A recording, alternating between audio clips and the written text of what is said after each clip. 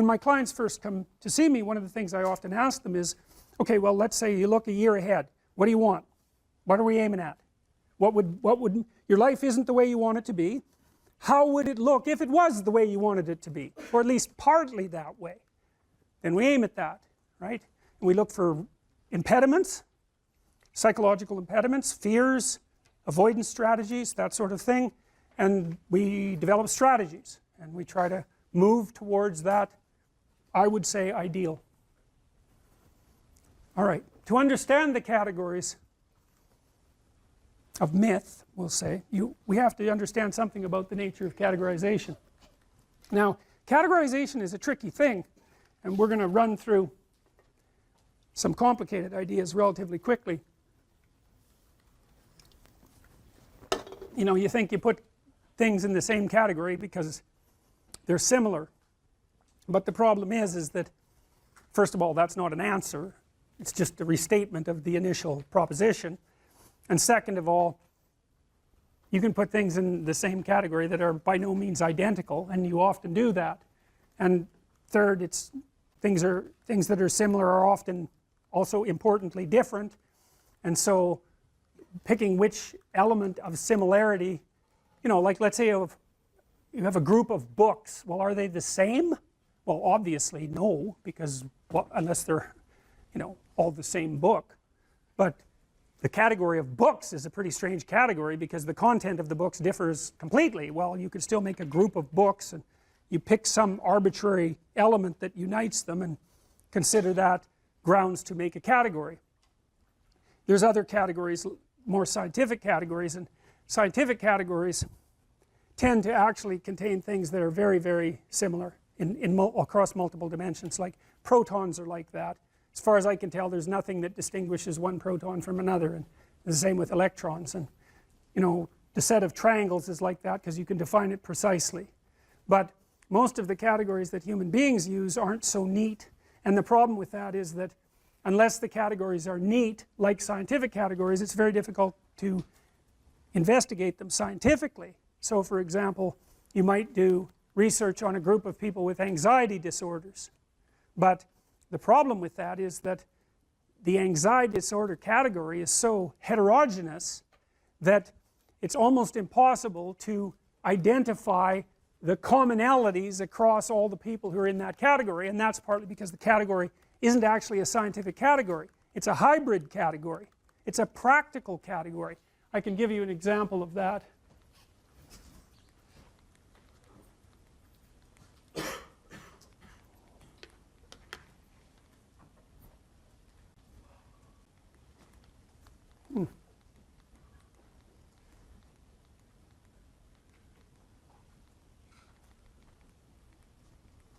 No, I can't because I must not have saved it. Anyways, many of the DSM categories, so these are categories for psychopathology, require, if you're part of that category, imagine there's 7 symptoms that you could have, or 8 symptoms that you could have that would put you in that category, like antisocial personality. 8 symptoms: you steal, you kick, you hit, you bite, you know, you're abusive. I don't remember the categories precisely, but you can be in the category if you have symptoms 2 through 5, and you can be in the category if you have symptoms 6 through 8. They aren't the same symptoms, but you're in the same category. And you think, well, how the hell can that be? Well, that's a family resemblance category, roughly speaking, and lots of the things that we use are family resemblance categories. There's a prototype, and then if you have enough of the features of that prototype, imagine the prototype has 10 features, and if you have 6 of those features, you get to be in that category. But it means that the category is actually quite diverse, and that's one of the problems that plagues psychiatry as a science and clinical psychology as a science. It's a really big problem because if the categories aren't homogeneous, then it's very difficult to draw conclusions about the members of the category, and the psychologists and the psychiatrists claim that those are scientific categories, but they're not, and they can't be, partly because they're aimed at the classification of health or ideal versus non-health or non-ideal, and partly because they play multiple roles, eh? I mean, the category isn't there just to provide neat demarcations for scientific study. The category is there to give people a language to talk about certain sets of symptoms, to diagnose, because you know, when you come in and you have a set of symptoms, you might want to know what they are, so that you also know what they aren't. It's really a relief often to find a diagnosis. And then of course the diagnosis has certain implications for treatment and for billing and for all of that, so the category has to play all of those roles. So there's multiple types of category, and the categories that we're talking about in relationship to mythology aren't scientific categories. They're categories about the world construed as a place to act. So here's a way to think about it. You're always looking at the world through a framework of reference, and you have to do that because there isn't very much of you. You can't see the whole world at once, and in fact the amount of the world you actually see is so small you can't believe it. The central part of your vision is zipping around, producing a pretty high resolution representation of exactly what you're looking at, but outside of that center, like if I look at you, I can't see her eyes. I can see her glasses, but barely. I can't even tell whether you're male or female. The person past that, I can't see at all. Now you don't notice that, you know. You don't notice that you're that blind because your central vision is always popping around, illuminating that tiny space. But you're so damn blind, it's just mind-boggling. And I'm sure some of you have seen the invisible gorilla video, you know, where a gorilla comes into the video and you don't notice, which is somewhat shocking because you would think that you would notice a gorilla. But what happens is that you actually don't notice something unless it interferes with what you're doing. And because what are you going to do? Notice everything?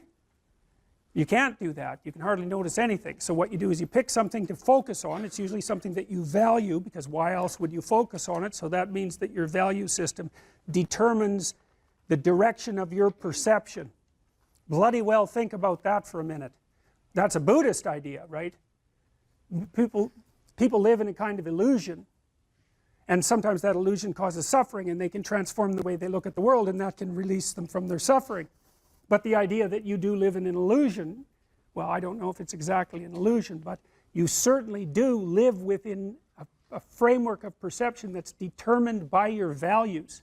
Now that is so weird, you know, because we never think of the world as something that reveals itself through our values. But of course it does, because you look at what you want.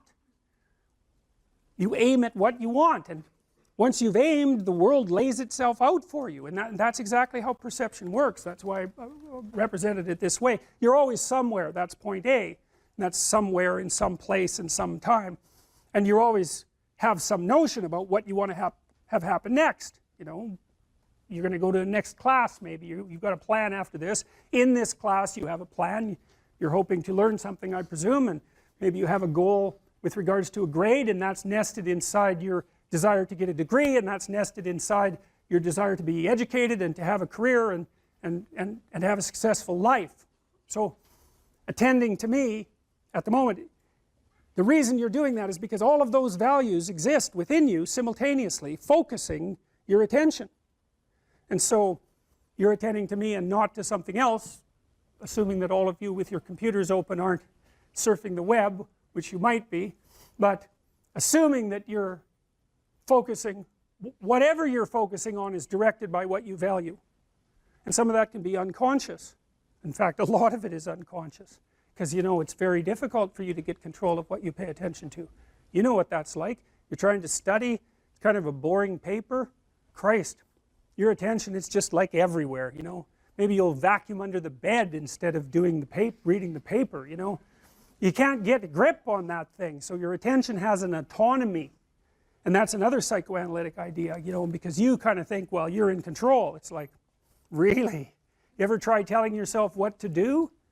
How does that work for you? I'm going to go to the gym 3 times a week. Right, sure you are. Yeah, I'm going to quit eating sugar for a month. It's like, how long does that last? It's like 15 minutes, and you're eating like 3 chocolate bars.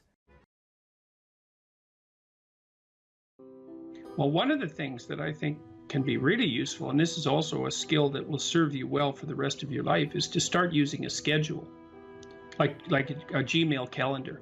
and schedule in studying time, for example. Now, so I've got some thoughts about using a schedule. People often don't like schedules because it's like developing your own tyrant. You know, it's okay, well, here's a whole bunch of things I have to do tomorrow. And that's my schedule, and I better stick with it, or I'm a bad person, I'm a failure. And that's not the right way to go about it, the scheduling. What you want to do with the schedule is design the day that you would like to have. Now, some of that's going to involve responsibilities that you have to live up to, or your life will get worse, right? So, but I would say, if you're trying to start learning how to manage your school stress, is like schedule in 10 minutes of homework. Maybe before you go to school in the morning, if you can get up. You probably can't, because teenagers have a hard time getting up in the morning. But start with 10 minutes. See if you can train yourself to sit down for 10 minutes after dinner, some regular time, and do 10 minutes of homework. And that's it. Put that in there as a goal. And then maybe if you've done your 10 minutes of homework, you can schedule in, I don't know, 15 minutes of playing a video game if you want, some sort of reward. But start figuring out how to organize your day so that you get to do the things that you want to do, and you do some of the things that you have to do in a manner that you think you could actually do, in a manner that would be sustainable across time. And that, like, the part of your brain that makes you anxious is really unhappy if you don't have a plan. And so one of the fastest ways to start to deal with too much negative emotion, too much stress-related negative emotion, is to make a plan and to make it concrete. And so I would say, and a schedule is an unbelievably useful way of doing that. And you think, in my mind, in your mind, why am I filling out this calendar for the week? Well, so I know what I'm doing, so that I'm not anxious, so that I'm doing things I want to do, so I have something to look forward to, and so that I'm doing things that I have to do, so that my life doesn't go spiral downhill and make me more miserable and resentful and bitter. And so you can start to use a schedule as your friend, and like that'll take a year of practice to get good at. So if it doesn't work well in the first week, don't give up. Just keep doing it until you get yourself disciplined and they are able to stick more and more to your plans. And that will help you so much in your life, you just can't believe it. So what you want to do is chop up that overwhelming infinity into a set of manageable tasks. And you want to think, well, you know, some of those tasks might be like, well, maybe you could put some order into your room, you know, or maybe you could make your room a little bit more beautiful, or maybe you could think of one thing around the house that you could do that would actually be helpful. And you're doing that to improve your life. That's the point. You're not doing it because someone's shaking a stick at you and telling you that this is what you have to do if you're going to be a good person. That's not the point. And you also, with your schedule, you think, well, I'm going to design this schedule for someone I like. And that person that I'm designing the schedule for that I like is going to be me. And so it isn't the schedule of a slave master to a slave. It's a negotiated schedule that you arrange with yourself so that you can have a decent life. But it's a very powerful tool to have a calendar at your disposal. And if you can learn to use that young, just put a few things in it. Put in your classes, put in a few assignments, put in some things that you might want to do. Just start stupidly and badly, and you'll get good at it and assume you'll get good at it over about a year, and that'll change your life. Like if you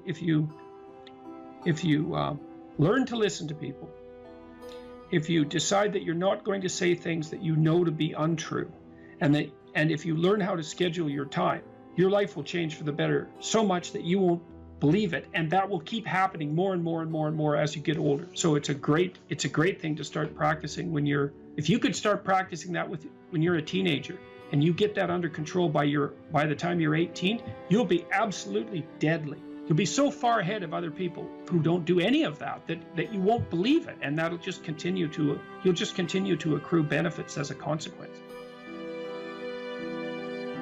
Well, the thing is that, or one of the things is that, you know, you are going to be putting up with other people's problems and troubles for the rest of your life.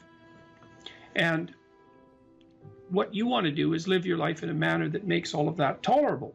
And so I would say, with the scheduling and with the attempt to speak honestly, and with the development of goals that are valuable to you, you're going to be occupied enough with your own life and see enough of the quality of that life so that you'll be able to actually be able to tolerate a fair bit of noise and stress coming at you from other directions.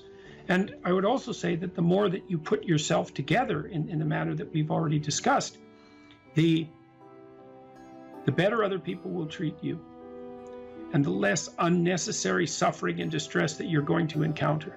And I would say, and I'll close with this, I would say to your viewers, don't underestimate the utility of getting your act together. Another thing you can do is, and this is like deciding that you're going to stop saying things that you know not to be true. The other thing is you could decide to stop doing things that you notice make you weak. And it's a game that you're playing with yourself. It's like you're out with your friends, you do something maybe because you think it'll make you popular, and you notice that that makes you feel kind of subordinate and weak, and think, aha, I shouldn't do that again. I don't know exactly what it is that I did wrong, but it made me feel weak. It made me feel like I was coming apart at the seams. It's not the thing I should repeat. So you try to do things that make you stronger. You try to say things that make your speech more true and accurate. You try to aim at things that you think are worth attaining, and you get yourself disciplined and in order, and that will do. There's nothing else you can do in your life that will be of more benefit to you and to other people simultaneously. And if you could start that when you're a kid, man, I tell you, you'll be so far ahead. You'll be so far ahead by the time you're 18 or 19 that it'll be like you're in a different universe.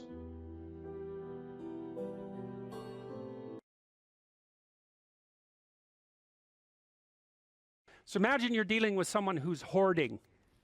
Now, people who are hoarding are often older or neurologically damaged, or they have obsessive compulsive disorder. But then you walk into their house and there's like 10,000 things in their house. There's maybe 100 boxes, and you open up a box, and in the box there's some pens and some old passports and some checks and their collection of silver dollars and some hypodermic needles and some dust and, you know, a dead mouse, and there's boxes and boxes and boxes like that in the house. It's absolute chaos in there. Absolute chaos, not order, chaos. And then you think, is that their house, or is that their being? Is that their mind? And the answer is, there's no difference. There's no difference. So, you know, I could say, well, if you want to organize your psyche, you could start by organizing your room. If that would be easier, because maybe you're a more concrete person and you need something concrete to do. So you go clean up under your bed, and you make your bed, and you organize the papers on your desk, and you think, well, just exactly what are you organizing? Are you organizing the objective world, or are you objecting your field, or are you organizing your field of being, like your field of total experience?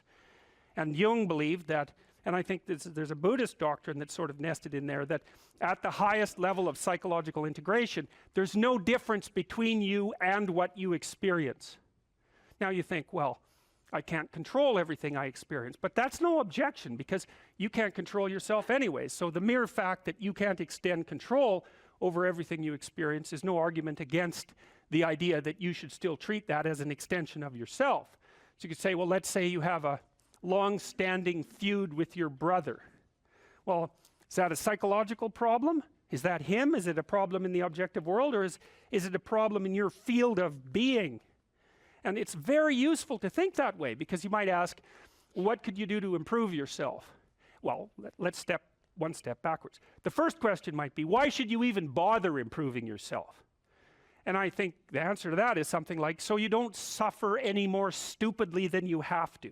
And maybe so others don't have to either. It's something like that. You know, like there's a real injunction at the bottom of it. It's not some casual self-help doctrine. It's that if you don't organize yourself properly, you'll pay for it, and in a big way, and so will the people around you. Now, and you could say, well, I don't care about that, but that's actually not true. You actually do care about that, because if you're in pain, you will care about it.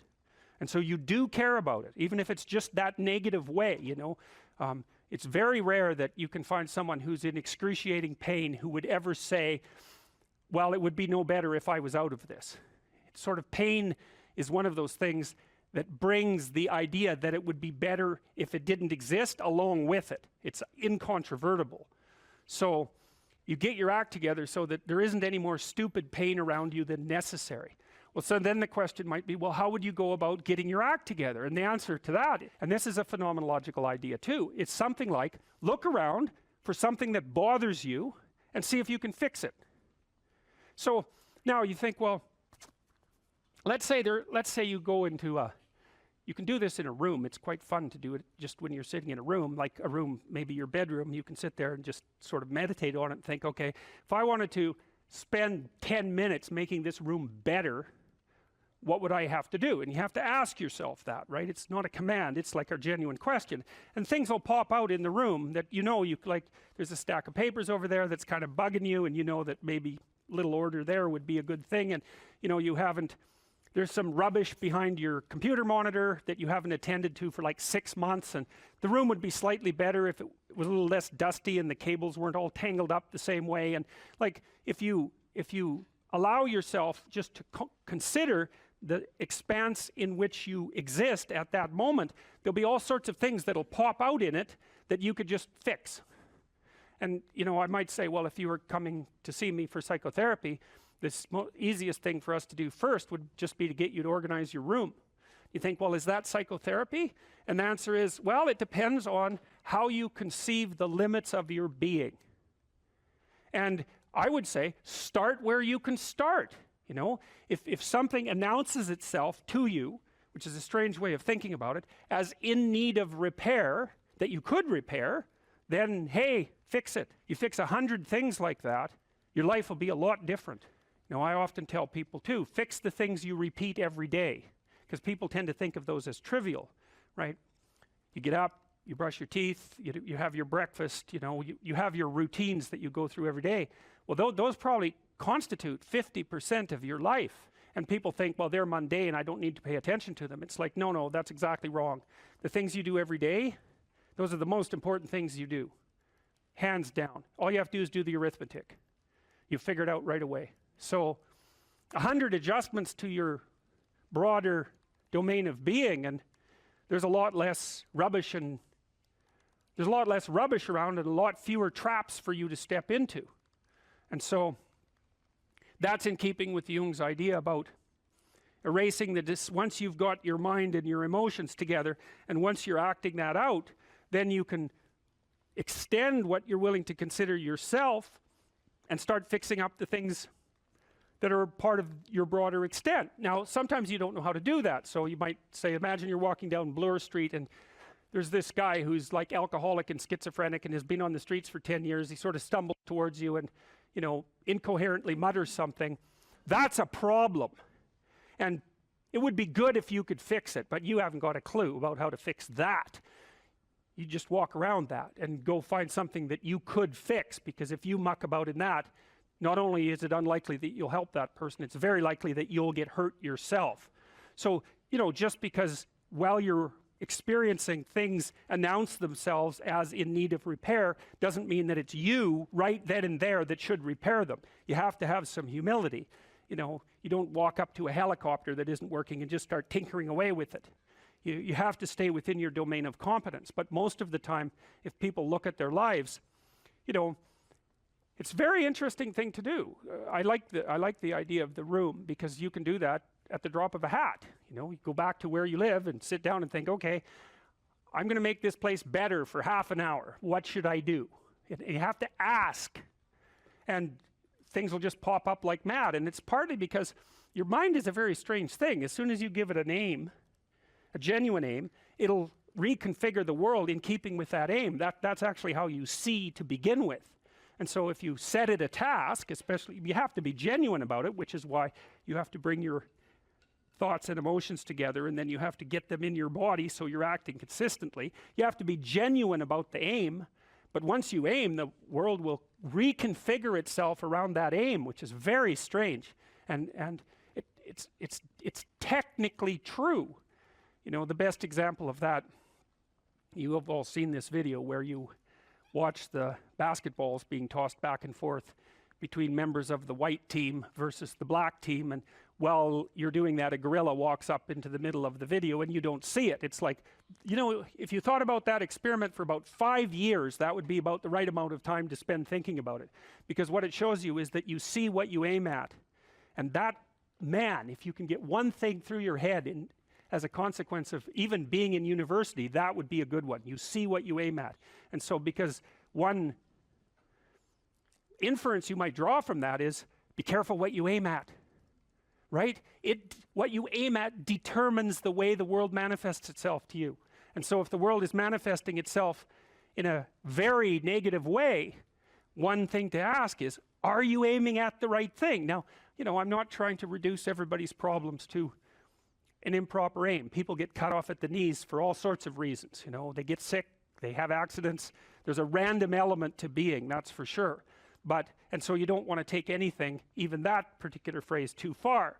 You want to bind it with the fact that random things do happen to people, but it's still a great thing to ask.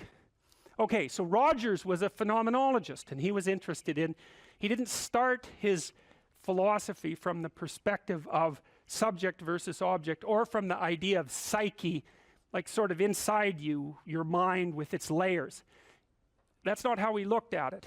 And so let's go through, well, I'll introduce you to Rogers. I think and then we'll talk about it more next time. I'm going to start though with something that I learned from him that I think was of crucial importance. And so we'll set the stage for the further discussion with this. And I'm going to read it to you. Assuming a minimal mutual willingness to be in contact and to receive communications, we may say that the greater the communicated congruence of experience, awareness, and behavior on the part of one individual, the more the ensuing relationship will involve a tendency towards reciprocal communication with the same qualities, mutually accurate understanding of the communications, improved psychological adjustment and functioning in both parties, and mutual satisfaction in the relationship. It's quite a mouthful. What does it mean? Assuming a minimal mutual willingness to be in contact and to receive communications. Okay, we're having a conversation. I'm deciding I'm going to listen to you. Right? That's different than how people generally communicate, because usually when they communicate, they're doing something like, okay, we're going to have a conversation and I'm going to tell you why I'm right and I'll win if you agree. Or maybe you're having a conversation where, I don't know what you're trying to do. Maybe you're trying to impress the person you're talking to. So you're not listening to them at all. You're just thinking about what you're going to say next. Okay, so that's not this. This is, you might have something to tell me. And so I'm going to listen on the off chance that you'll tell me something that would really be useful for me to know. And so you could think about it as an extension of the Piagetian, you know, Piaget talked about the fundamentally important element of knowledge being to describe how knowledge is sought, the process by which knowledge is generated. Well, if you agree with me and I find that out, I know nothing more than I knew before. I just know what I knew before. And maybe I'm happy about that because, you know, it didn't get challenged. But I'm no smarter than I was before. But maybe you're different than me. And so while I'm listening to you, you'll tell me something I don't like. Maybe it's something I find contemptible or difficult, whatever. Maybe you'll tell me something I don't know, and then I won't be quite as stupid. And then maybe I won't run painfully into quite as many things. And that's a really useful thing to know, especially if you live with someone and you're trying to make long-term peace with them, is they're not the same as you. And their way they look at the world and the facts that they pull out of the world aren't the same as your facts. And even though you're going to be overwhelmed with the proclivity to demonstrate that you're right, it is the case that two brains are better than one. And so maybe 9 of the 10 things they tell you are dispensable, or maybe even 49 out of 50, but one thing, all you need to get out of the damn conversation is one thing you don't know. And one of the things that's very cool about a good psychotherapeutic session is that the whole conversation is like that. All you're doing is trying to express the truth of the situation as clearly as possible. That's it. And so now Rogers' proposition, and I'll tell you why he derived it, was that if you have a conversation like that with someone, it will make both of you better. It'll make both of you psychologically healthier. So there's an implicit presupposition that the exchange of truth is curative. Well, that's a very cool idea. I mean, it's a very deep idea. I think it's the most profound idea. It's the idea upon which Western civilization, although not only Western civilization, is actually predicated. The idea that truth produces health. But for Rogers, that was the entire purpose of the Psychotherapeutic Alliance. You come to see me because you want to be better. You don't even know what that means necessarily, neither do I. We're going to figure that out together. But you come and you say, look, things are not acceptable to me, and maybe there's something I could do about that. So that's the minimal precondition to engage in therapy. Something's wrong, you're willing to talk about it truthfully, and you want it to be better. Without that, the therapeutic relationship does not get off the ground. And so then you might ask, well, what relationships are therapeutic? And the answer to that would be, if you have a real relationship, it's therapeutic. If it isn't, what you have is not a relationship. God only knows what you have. You're a slave, they're a tyrant, you know, you're both butting heads with one another. It's a primate dominance hierarchy dispute. Oh, I don't know, you're like two cats in a barrel, or two people with their hands around each other's throats. But what you have is not a relationship. So, all right.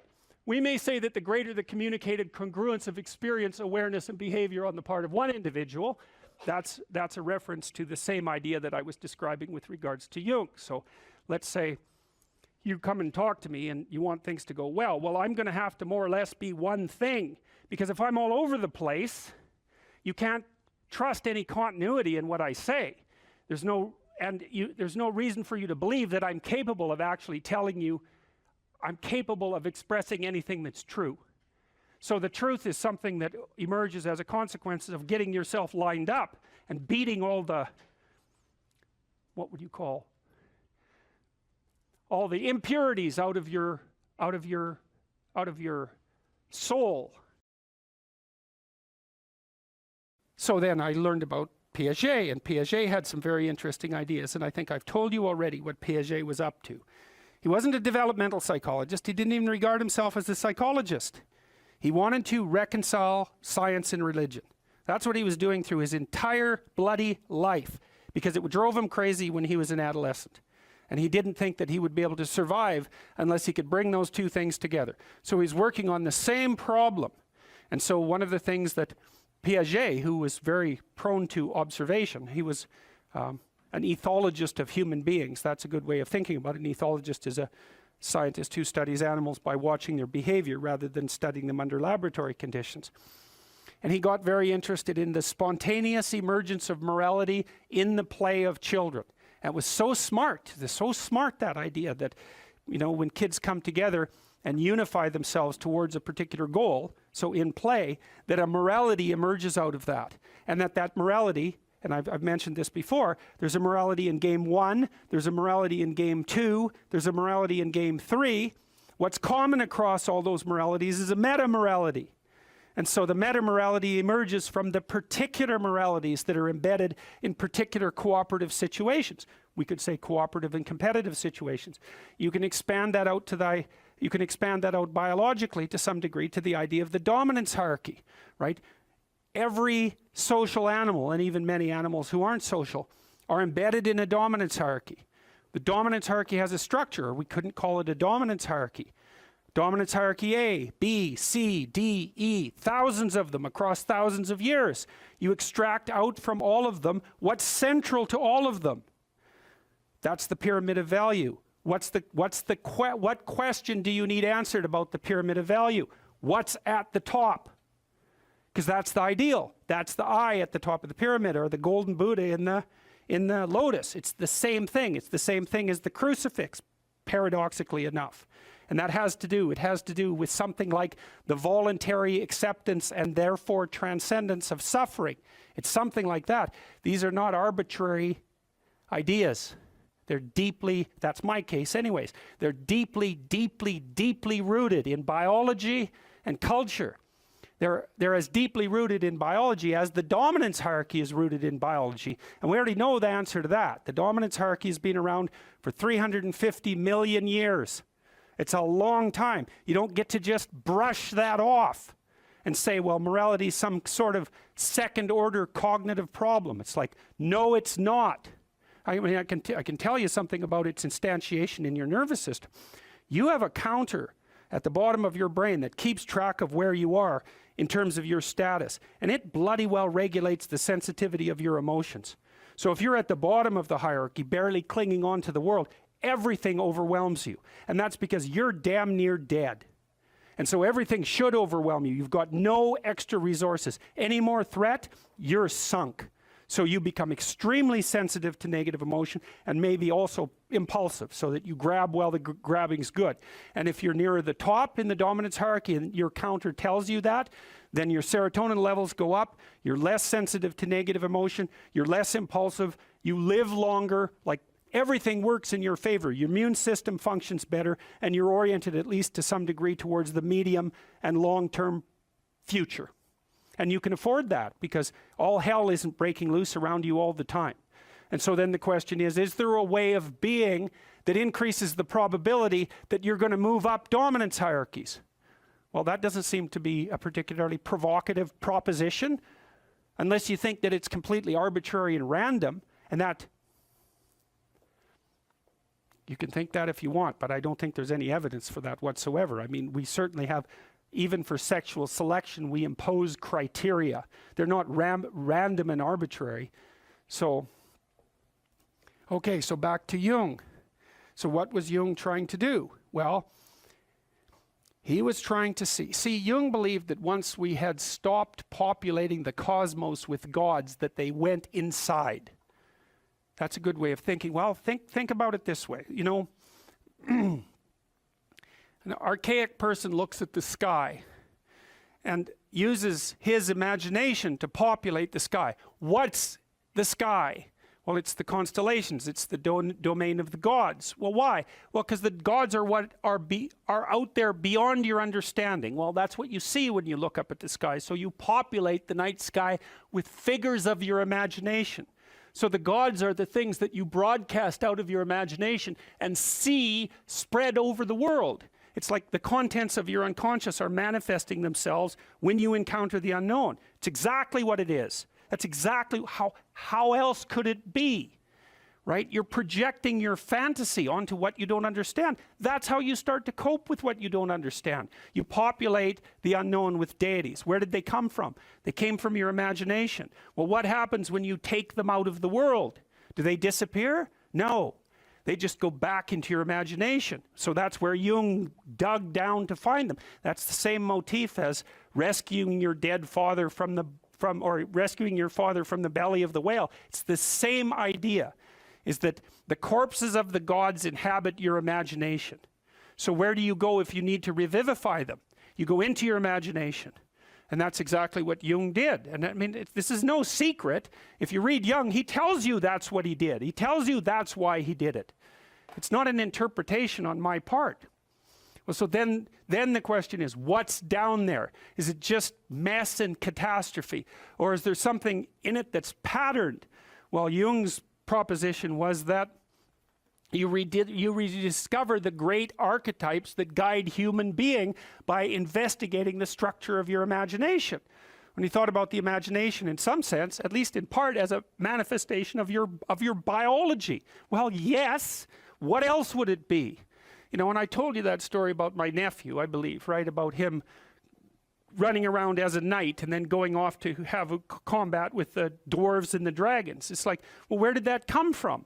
Well, partly it came from his culture, right? Because he was a knight, and so obviously that's a cultural construct. But the thing is that his imagination it's this structure that's looking for things to fill itself with. Just like your predisposition to language. You have a predisposition to language. What is that? We don't know. What does it do? It looks for things in the world to fill itself with, right? And if you first of all, when you start to learn how to speak, you babble every phoneme. Did you know that?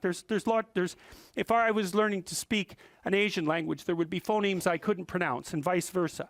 An infant, all of them, they babble all the phonemes, and then as they start to learn the language, they lose the ability to say a bunch of them and only retain the ones that are relevant to that language. So a baby babbles all possible languages, that's a way of thinking about it, and then loses the ability. So that's you can see there. So you could say, well, you manifest the potential to be possessed by the set of all possible archetypes. It's built into your biology.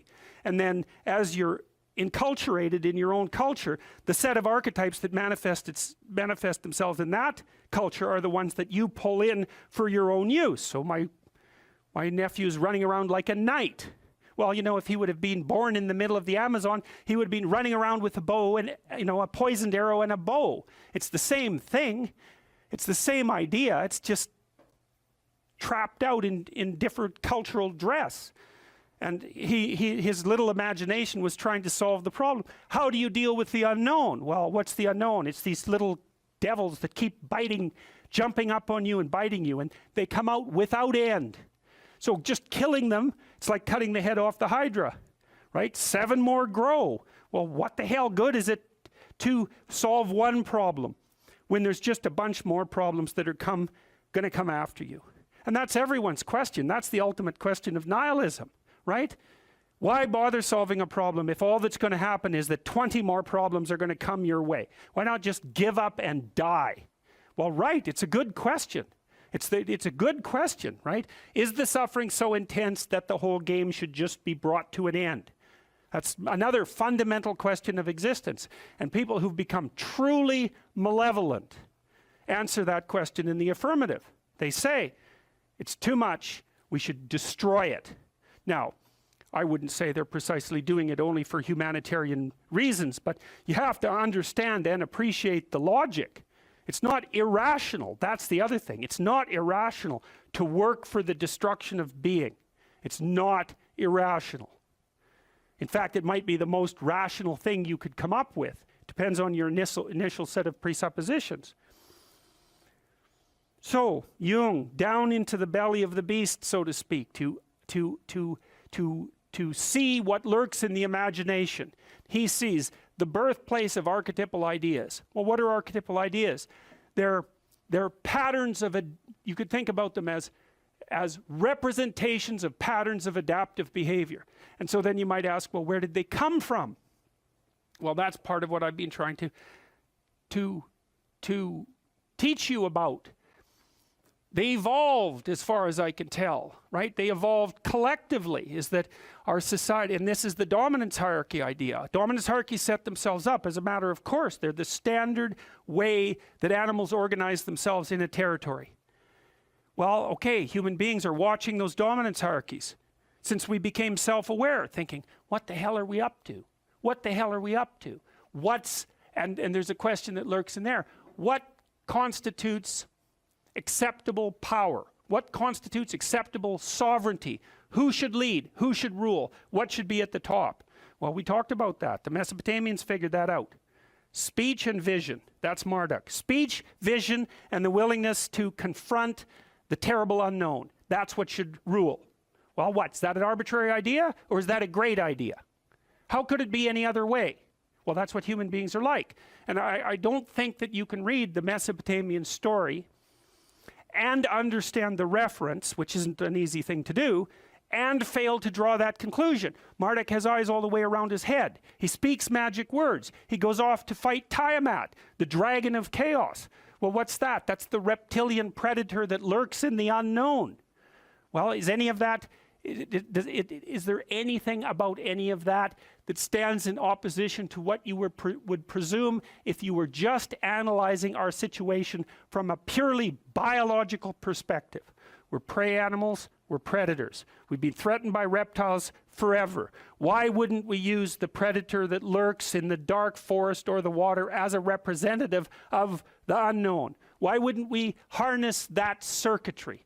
We already have it at hand, and even more to the point, how could we do anything else? It makes perfect sense. Well, so then you might say, well, what would you want to be king? You could say king of the world or king of your own soul. What do you want to subordinate yourself to? How about your heroic willingness to encounter the unknown and articulate it and share that with people? There's no nobler vision than that. And I don't see that it's merely arbitrary. And it's not merely arbitrary too, because if you do that, to the degree that you do that, assuming your society isn't entirely corrupt, you will be successful. It will actually aid you practically. You'll rise up above men. You'll be selected by women. You'll be admirable. You'll be valued. And you know that because if you look at the people that you admire and value, again, unless you've taken a detour into dark places and are possessed with admiration for people who are working for malevolent purposes and for destruction. You just have to watch the people that you admire and try to figure out what's common across them and draw your own conclusions. And you can ask yourself too, when you're torturing yourself with your conscience because you're not doing what you should be and you know it, what is it that you're torturing yourself in relationship to? You have a vision of your own ideal and you torment yourself if you're not matching it. What's the ideal? Well, you don't know, right? It's kind of incoherent and poorly articulated, but that doesn't mean it isn't trying to manifest itself and make itself known to you. It's really the purpose of religious education, is to make that ideal articulated. I worked with this crazy psychologist. He used to put jokes on his multiple choice tests. He was a really eccentric guy, but I really liked his courses. He taught a course on creativity, and he was also a prison psychologist, and he was an eccentric guy, and he for some reason liked me, and maybe because I was eccentric too, and he invited me to go out to the Edmonton maximum security prison with him a couple of times, which I did, and that was a very interesting experience because I was trying to figure out what role each individual's behavior bore to the pathology of the group. It was something like that.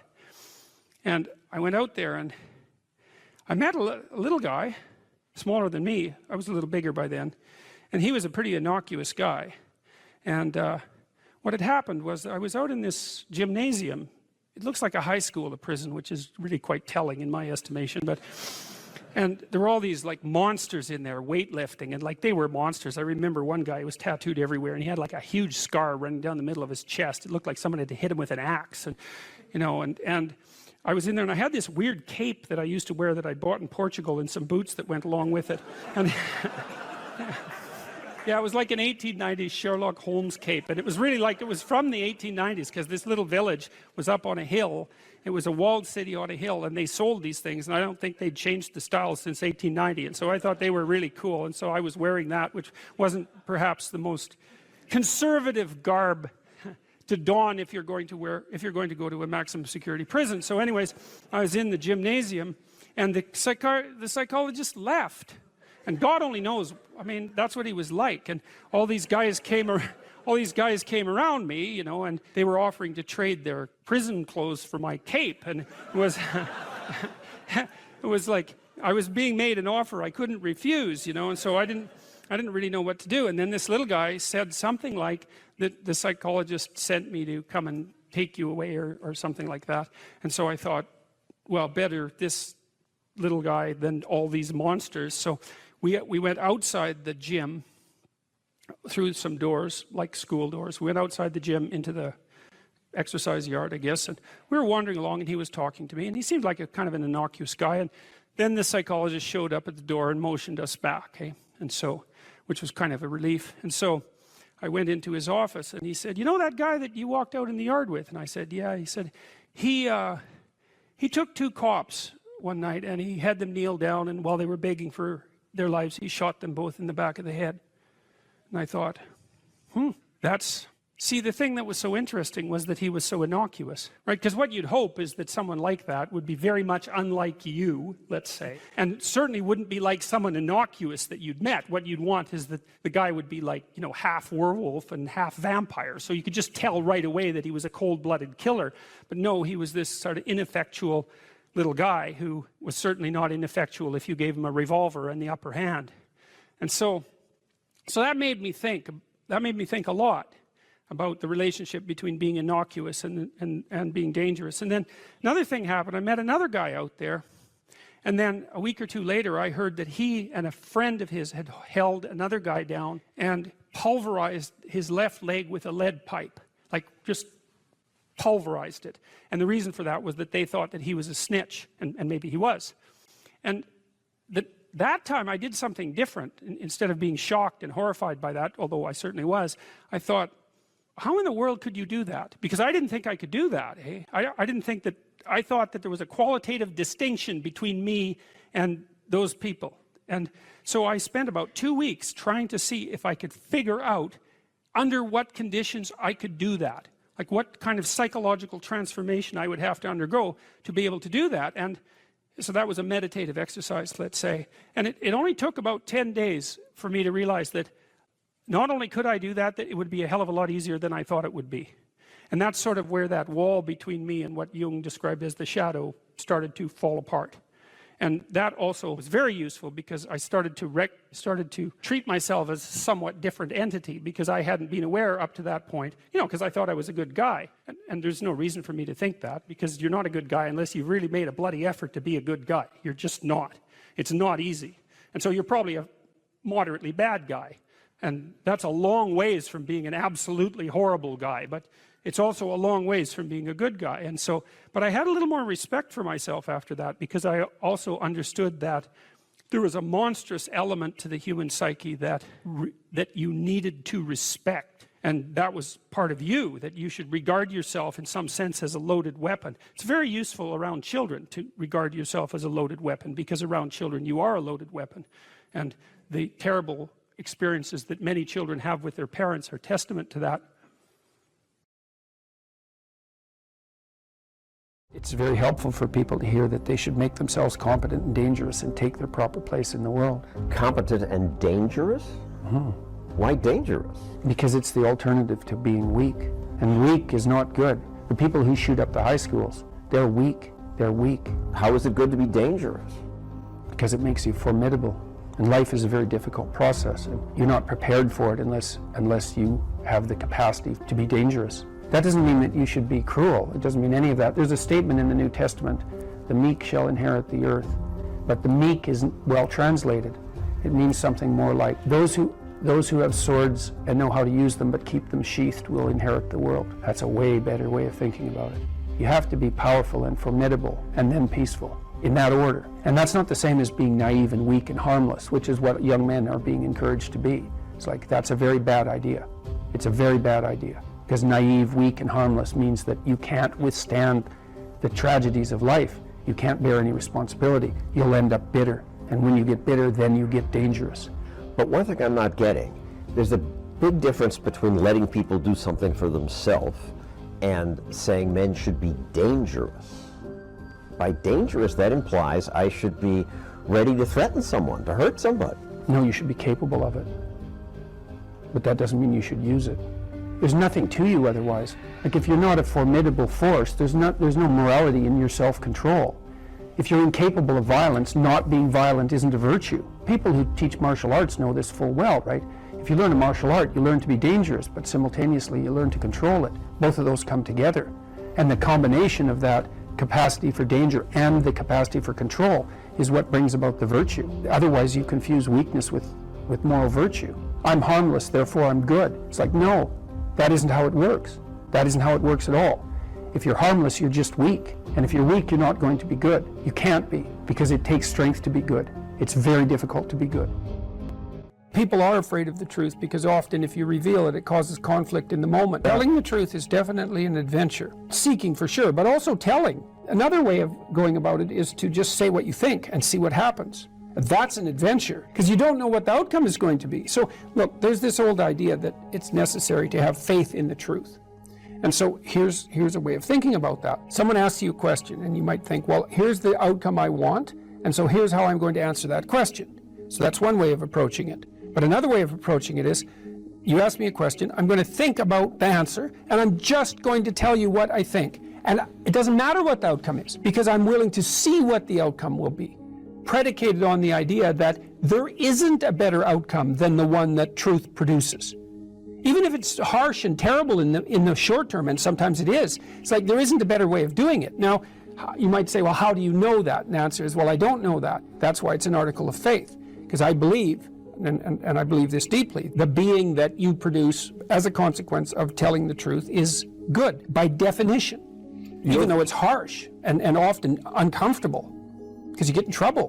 One of the things that I've really learned recently, or learned to articulate better, is that there's a very tight relationship between aspiration and responsibility. The first question might be, do you need to aspire to something? And the answer is, well, yes, because you have to do something. If you just sit there, you'll die. You can't just sit there. You have to go act out in the world. Okay, so act towards what? Well, that's whatever your aspiration is. You have to have an aim. Okay, well, what should the aim be? Well, it should be something worth doing, let's say. Why do something that you don't feel is worth doing? What do you think's worth doing? Well, if you watch other people and you judge when they're doing something worthwhile, you usually judge them positively if you see that they're taking responsibility, at least for themselves. But do you want to be completely useless so other people have to take care of you? That's pretty pathetic. And maybe you could get your act together so you're taking care of yourself and your family. And maybe you could even do better than that and take care of yourself and your family and your community. Well, good for you. That's responsibility, and that's an aim. Well, here's one of the things that's cool about that, is that your life doesn't have meaning without aspiration or an aim. Okay, so you need a hierarchy of values. There's got to be something at the top. It's got to be something important. If you don't have that, your life doesn't have any meaning. So if you criticize the hierarchy, or even the idea of hierarchy, you destroy the idea of aspiration, and then people have nothing. Well, that's not helpful. People are built for a struggle and they're built for a weight, and you want to take on a heavy burden voluntarily. See if you can put yourself together. See what you can do out in the world while you're waiting to die. It's an all-in game. It better be worthwhile. You need a family, you need friends. Like, you don't need to have all these things, but you better have most of them.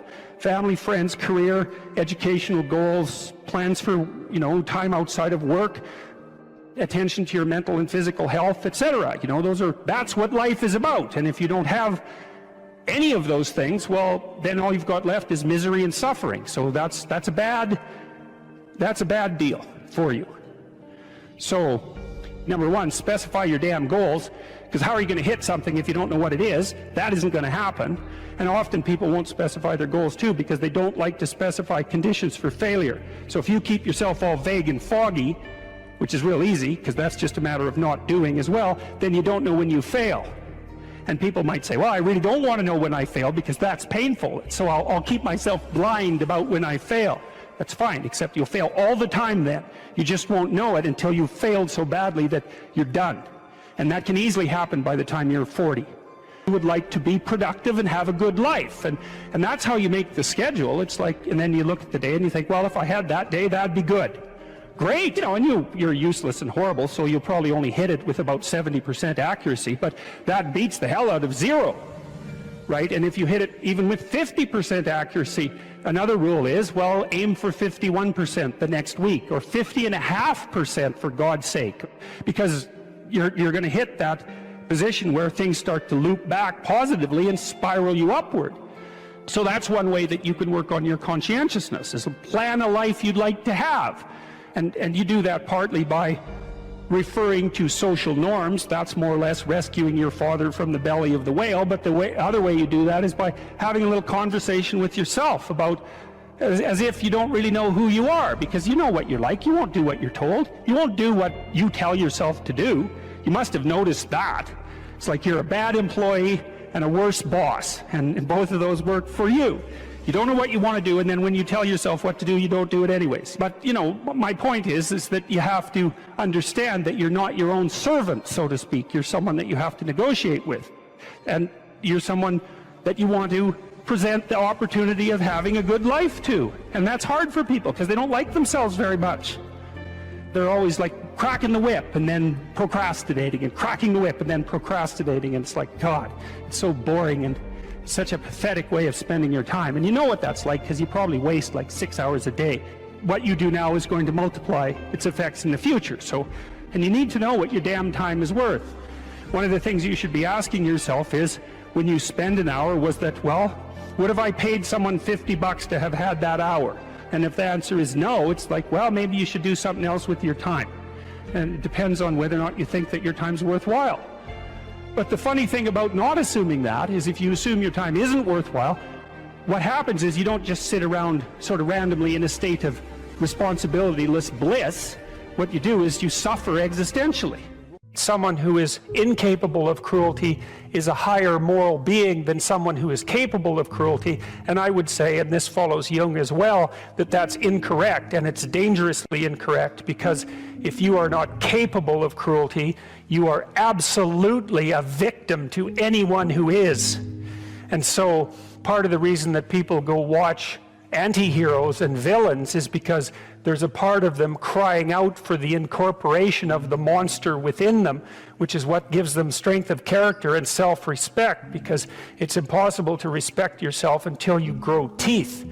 And if you grow teeth, then you realize that you're somewhat dangerous, or maybe somewhat seriously dangerous, and then you might be more willing to demand that you treat yourself with respect and other people do the same thing. And so that doesn't mean that being cruel is better than not being cruel. What it means is that being able to be cruel and then not being cruel is better than not being able to be cruel. Because in the first case, you're nothing but weak and naive. And in the second case, you're dangerous, but you have it under control. And you know, a lot of martial arts concentrate on exactly that as part of their philosophy of training. It's like, we're not training you to fight. We're training you to be peaceful and awake and avoid fights. But if you happen to have to get in one, and I guess the philosophy also is that if you're competent at fighting, that actually decreases the probability that you're going to have to fight, because when someone pushes you, you'll be able to respond with confidence, and with any luck, and this is certainly the case with bullies, with any luck, a reasonable show of confidence, which is very much equivalent to a show of dominance, is going to be enough to make the bully back off. And so the strength that you develop in your monstrousness is actually the best guarantee of peace. And that's partly why Jung believed that it was necessary for people to integrate their shadow. And he said that was a terrible thing for people to attempt, because the human shadow, which is all those things about yourself that you don't want to realize, reaches all the way to hell. And what he meant by that was, it's through an analysis of your own shadow that you can come to understand why other people are capable, and you as well, of the sorts of terrible atrocities that characterized, let's say, the 20th century. And without that understanding, there's no possibility of bringing it under control. When you study Nazi Germany, for example, or you study the Soviet Union, particularly under Stalin, and you're asking yourself, well, what are these perpetrators like? Forget about the victims, let's talk about the perpetrators. The answer is, they're just like you. And if you don't know that, that just means that you don't know anything about people, including yourself. And then it also means that you have to discover why they're just like you. And believe me, that's no picnic. So that's enough to traumatize people, and that's partly why they don't do it. And it's also partly why the path to enlightenment and wisdom is seldom trod upon, because if it was all a matter of following your bliss and doing what made you happy, then everyone in the world would be a paragon of wisdom. But it's not that at all. It's a matter of facing the thing you least want to face. What could you do to improve yourself?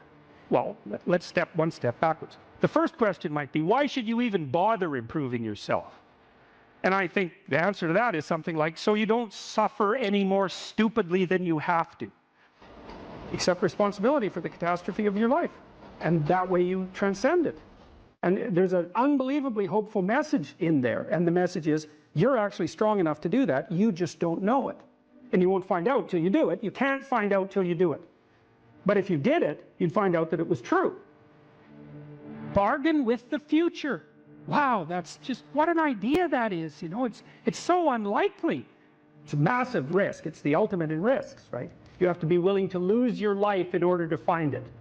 What you're willing to forego today's pleasure for tomorrow's advantage. And that's what sacrifice is. And I would say, start where you can start. You know, if something announces itself to you as in need of repair, that you could repair, then hey, fix it. You fix 100 things like that, your life will be a lot different. If I wanted to spend 10 minutes making this room better, what would I have to do? And you have to ask yourself that, right? It's not a command, it's like a genuine question. And things will pop out in the room that you know, there's a stack of papers over there that's kind of bugging you, and you know that maybe a little order there would be a good thing. There's some rubbish behind your computer monitor that you haven't attended to for like 6 months, and the room would be slightly better if it was a little less dusty and the cables weren't all tangled up the same way. And if you allow yourself just to consider the expanse in which you exist at that moment, there'll be all sorts of things that'll pop out in it that you could just fix. So life is brutal, and what you have to set against that is possibility. So I would say if you're 16 and your life isn't so happy, it's like look around and see if there are opportunities that people are granting you, even imperfect opportunities, because they're going to be imperfect, that you could exploit in the proper way and learn and grow. But the fundamental lesson, the more fundamental lesson that's underneath that is don't let what you are stop you from being what you could be. So imagine that there's you and there's the potential inside you, whatever that is. You know? And potential is an interesting idea because it represents something that isn't yet real, yet we act like it's real. And that potential is partly what you could be if you interacted with the world in a manner that would gain you the most information. You take yourself and you put yourself in a new environment. New genes turn on in your nervous system. They encode for new proteins. And so you're full of biological potential that won't be realized unless you move yourself around in the world into different challenging circumstances, and that'll turn on different circuits. Now, I often tell people too, fix the things you repeat every day, because people tend to think of those as trivial. You get up, you brush your teeth, you have your breakfast, you have your routines that you go through every day. Well, those probably constitute 50% of your life. And people think, well, they're mundane, I don't need to pay attention to them. It's like, no, that's exactly wrong. The things you do every day, those are the most important things you do. Hands down. All you have to do is do the arithmetic.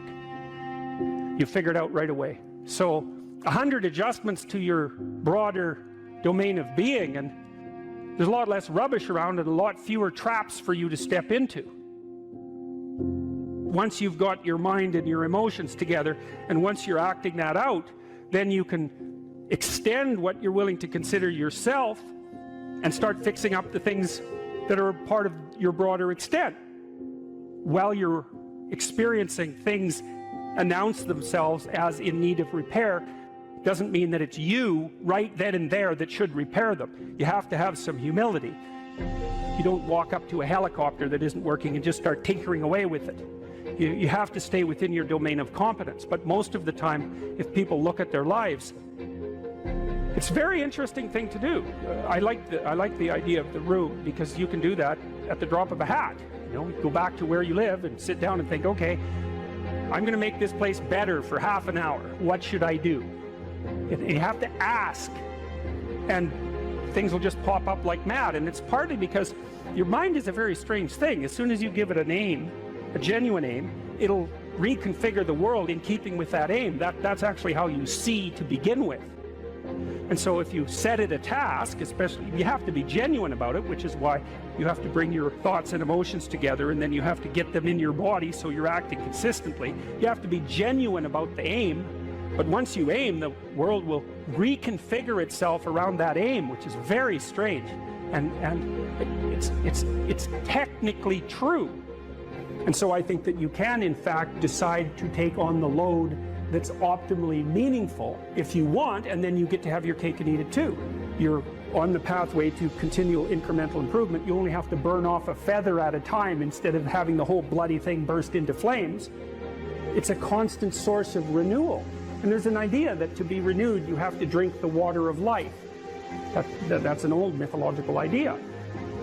Chaos is water. Water is chaos. Water is what washes away too much order. And to stay continually refreshed by the water of life is to take on exactly the right amount of chaos to make sure that your garden is properly nourished. And I think meaning is actually the marker of that.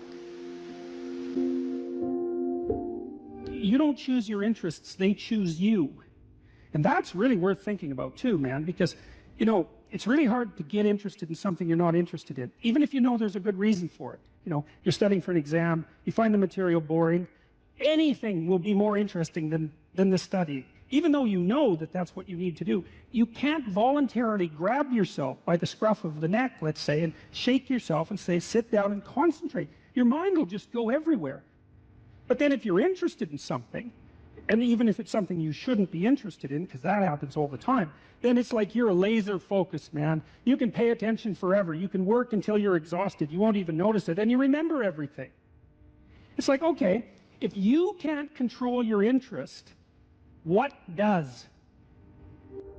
Your interest was being manipulated behind the scenes by unseen forces that were associated with your characterological development across time. That was the manifestation of the self.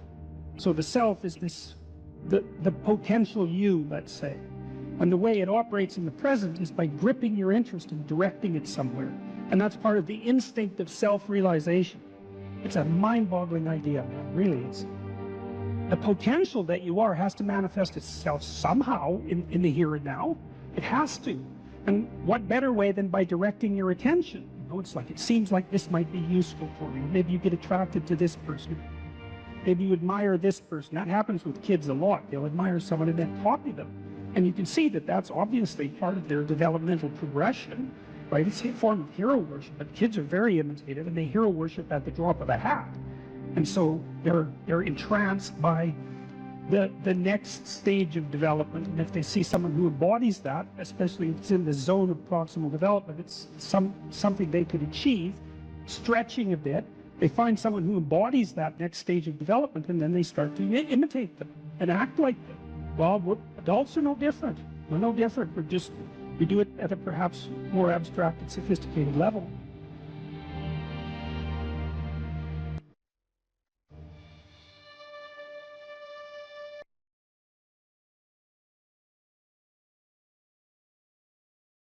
What steps should someone take to start developing delayed gratification when they constantly give in to instant gratification? Well, okay, imagine, I know the answer to this to some real degree because I had graduate students in particular who I picked because they were very smart and often very creative, but sometimes they weren't very conscientious. So they had a hard time delaying gratification. And so, well, I would say, if you would like to discipline yourself, which is a very good idea, you need to pick a direction. Pick a direction you want to go first. Pick a goal you would like to attain. And a medium to long-term goal. You might imagine something you need and want, some attainment that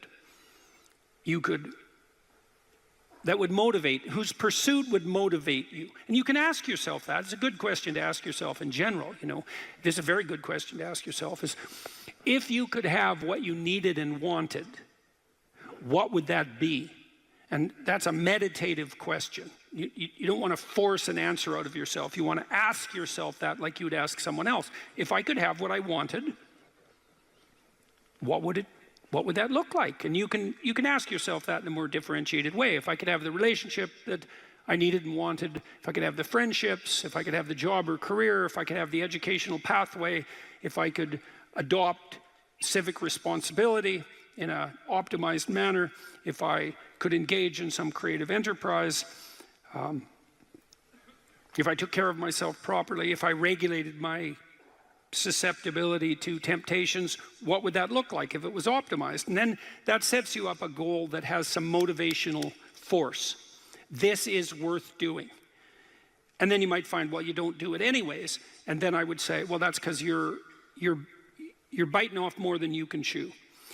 The next goal is to take your goal and to fragment it into micro goals until you find a micro goal that's small enough that it still presents some challenge that you will do. And so I've become, one of the things I'm known for, I suppose, is my advice to people to clean up their rooms. And the people who think I'm their enemy laugh about that rule because of its simplicity, let's say. But the only reason they think it's simple is because they've never tried it. It's actually extremely difficult. And it was very frequently the case that, well, it's very difficult to put your room, your office, your bedroom in order. I mean, you think about your bedroom, hypothetically, let's say you're married, you share that room with someone else. Is your bedroom in order? Really? And I don't just mean, you know, is it neat? Maybe it's too neat. Maybe it's too orderly. Maybe it's too sterile. Maybe it's too bare. Maybe that characterizes your whole bloody relationship. Maybe, really? And maybe that is genuinely reflected in the state of your room, because it's very probable that that room is a microcosm of your marriage. It's highly probable.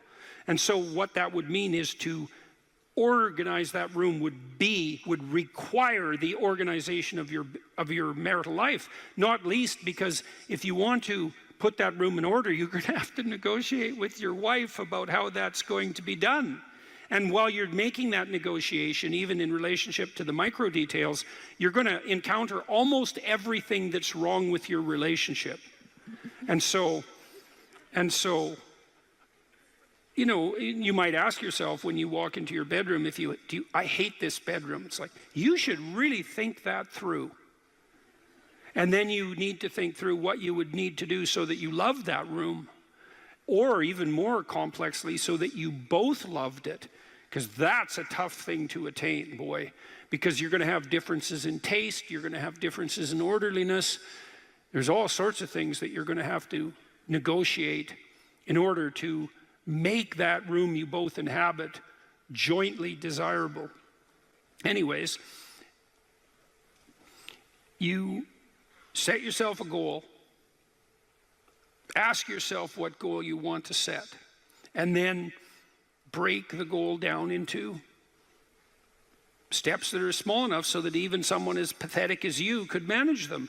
And that requires a tremendous humility. I know it was frequently the case, for example, with my clients, that I would do an analysis of their situation in life, and let's say, just for the sake of argument, that someone was 30, living at home, in the bedroom they grew up in high school, in a complete bloody state of disorder, both moral and practical. And one of the relatively simple steps that we might agree upon with regards to moving forward is the person might think, well, you know, I'm 30, I'm really immature, I haven't taken any responsibility for my life, my mother still makes my bed and cleans up after me. It's like, well, why don't you just start with that? You know, because you're not going to just fix your life. Why don't you just try to clean up your room like you're a mature 14-year-old instead of a dreadfully dismal 30-year-old.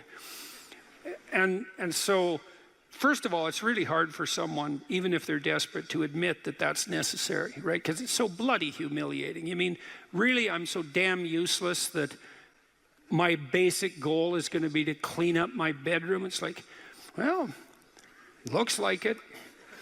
And actually, it's worse than that, because then you ask the person, you negotiate with the person, they say, well, I'll try to clean up my room. Then they come back the next week and they say, I had one client, this was so funny, he's going to vacuum his rug. That was his goal for the week. He just had a child out of wedlock, and he was afraid that he was going to be a very bad father, which was a very realistic fear. And so he wanted to put himself together, you know, and so that's why he came to see me. And he lived in this squalor, and one thing we decided to do was that he could vacuum the rug, which he hadn't done for like 12 years because his mother would do it. And so it was so funny, it's so unbelievably comical. He went and got the vacuum, a stand-up vacuum, an upright vacuum, and he brought it into his room, but he didn't bring it all the way in. He put it in the doorway, leaning like this across the doorway. And then instead of vacuuming his room, he stepped over that bloody vacuum cleaner for a whole week and then came and told me that he couldn't do it. It's like, it's not surprising to me at all, because you think, well, that's such a trivial thing. It's like, if it was such a trivial thing, he'd have a clean room. It's not trivial at all. That chaos in his immediate environment was deeply emblematic of the chaos of his life. They were the same thing. And so for him to even begin the process of bringing order to chaos, which is a divine process, by the way, and the highest moral requirement, he had to be willing to face the catastrophe, the chaotic catastrophe of his life. And he hadn't done that for like 30 years. Why was he going to start that week? Just because he said he was going to? It's like, good luck. So what you do as a therapist in that situation is you just make the task smaller until you find a task so small, but still moving forward, that the person will do. So I might have said, I don't remember the particulars of the situation, I might have said, well, do you think you can get that vacuum cleaner? Do you think you could move it out of the doorway into your room? That's all you have to do this week. Do you think you can do that? And I'd say that and offer that without being contemptuous. Like, you have to be very careful about such things. And I know that this is more complicated than it looks. And I also know that the first step taken towards the domination of chaos and its transformation into order is a cardinal and difficult step. And so you can make it small, and that's fine, it'll still work. So I might say, well, just move the vacuum cleaner inside your room. And then I would also say to someone in that situation, don't do more than that. If the agreement that you've made with me and with yourself is that that's enough, abide by the contract that you've written with yourself and allow yourself to be grateful for the fact that you had the courage to take even a single step forward. And don't push your bloody luck, because maybe you'll have a brief fit and vacuum the whole rug, and then you'll be so annoyed at how you've destabilized your entire life that you'll redouble your attempts to make a mess, and the place will be more like hell than ever for 2 months.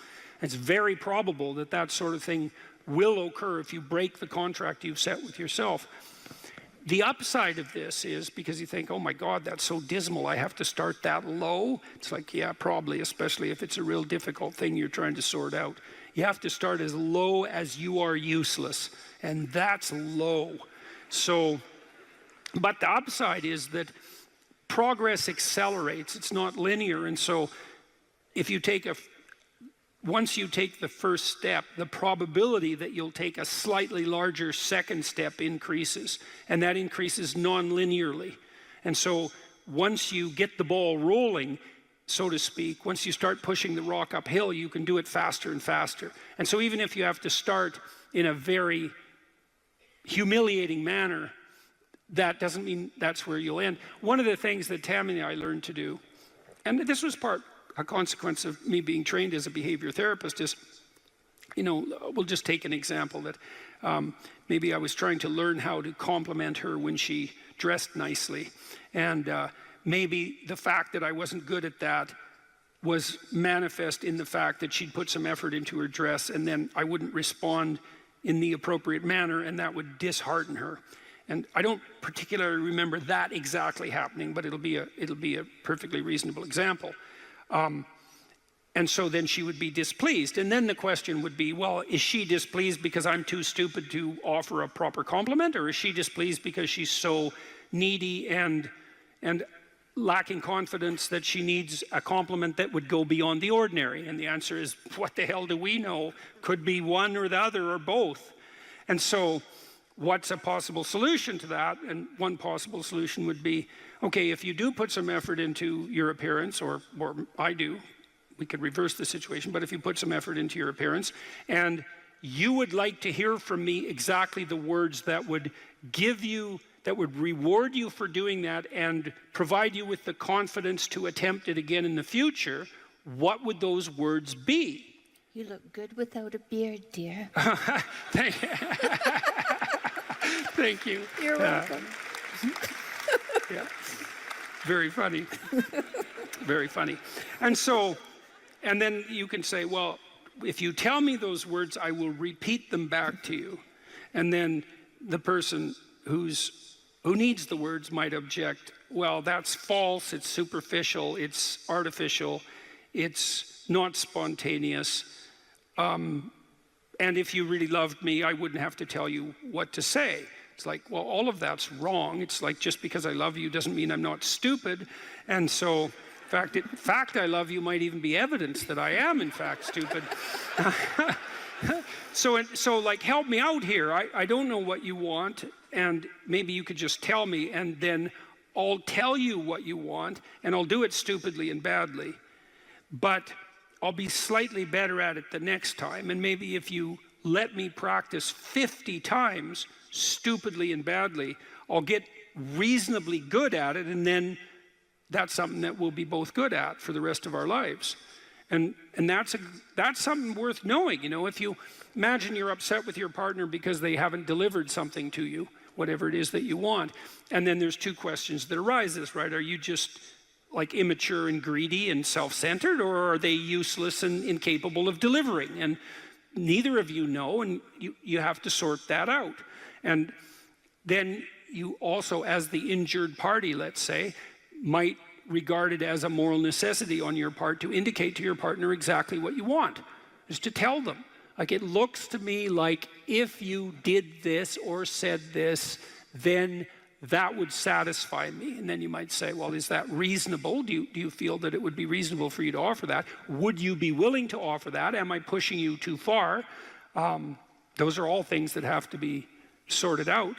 And then you can practice that, and you can practice that with the resolution of every dispute that emerges. If you're willing to take to yourself the responsibility of communicating to your partner your conditions for satisfaction. It means you have to admit them to yourself too, which is also very difficult. And then you can help your partner take stupid incremental steps forward, in the direction that you'd like to see expand, and then you can get better at that. And that's unbelievably useful. You can get better at how you have dinner together, or breakfast or lunch. Those things repeat every day, so they're very important. You can get better at how you greet each other when you come home. You can get better at the routine that you fall into, let's say, when you go to bed at night or when you wake up in the morning. All these things that repeat, because that's your life, the things that repeat.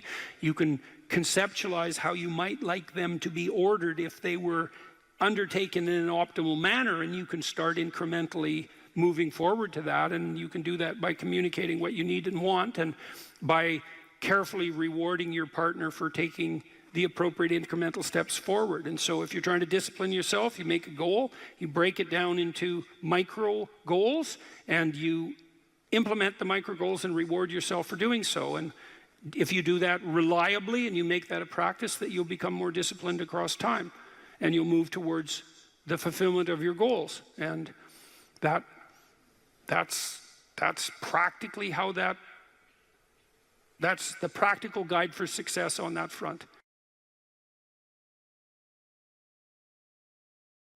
You're sitting on the edge of the bed trying to have an honest dialogue with yourself, and the little voice says, it's pretty disgusting in here. And you think, well, I'm way above such trivial niceties as organizing my room. It's like, well, that's pride. That's arrogance. If you're above organizing what's actually yours, how in the world are you ever going to organize anything else? And so you get on your knees and you think, well, it's time to, take a brush to the toilet. And maybe that's where you start. And that works. That works. You start making those micro improvements, like real micro improvements, real on the ground, actual micro improvements to things that are wrong, you'll improve unbelievably rapidly. There's always people out there who are doing far better than you on pretty much anything you want to imagine. And if all you're doing is seeing yourself in their reflected light, let's say, then it's going to be pretty damn dismal. But it's not a good comparison because, well, first of all, there's danger in just comparing yourself to others, period, because they're not you. And God only knows what struggles they had to undertake to get to where they were, or what burdens they're currently carrying that you're not aware of. But you can certainly contrast yourself with yourself. And that's a lot better. It is the only way. Well, it's also the only way of really measuring anything approximating proper improvement. You can actually tell when you're a little better than you were yesterday. Right. And you can actually do that. That's another thing that's so interesting about it, is that you can actually make yourself a little better in some way, pretty much, well, I don't know if it's at every moment, but you can certainly do it every day. Let's say you want to become who you could be in the fullest sense. So let's say you're someone who's going to solve some serious problems. Okay, the first thing you have to do is admit to the seriousness of the problems. That's no joke. And so the first thing is just the terror of the problem itself. And that's enough to paralyze you, right? And that's the Hydra, that's the Gorgon with the head of snakes. It'll paralyze you and turn you to stone. That's the basilisk in the Harry Potter series. Mm-hmm. You look at it and it turns you to stone and lurks underneath everything, right? And it's malevolence and tragedy. And so there's that. And then the next is, well, you're going to take responsibility for that? You're really going to do that, are you? That's a hell of a load, man. And so it's daunting to even consider that. And then there's the discipline and responsibility that necessitates, which is also daunting. It's like, oh my God, the problem's that serious. I'm really going to have to get my act together in order to not contribute to it, much less solve it. And so the problem is terrible. And then the solution is daunting. But the upside of that is like, well, there isn't anything better to have than a problem that's worth solving, like that's really worth solving, right? And so the more of that you take on, the more you have a reason to get out of bed in the morning, no matter what. Like, I'm getting up, I'm trudging forward. Doesn't matter what I'm suffering from. I've got things that need to be done. They're necessary. And that gives you that sense of purpose that is the antidote to bitterness. Okay, well, let's say you want your life to be meaningful. It's like, okay, then what you do matters. It actually matters. Or how starting to clean up the room changed their life. That's quite fun because it's something I always tell people to do instead of going out and protesting. Jesus, I just can't stand Cleaning up that. the room? Yeah. Meaning? Well, my sense is that if you want to change the world, you start from yourself and work outward because you build your competence that way.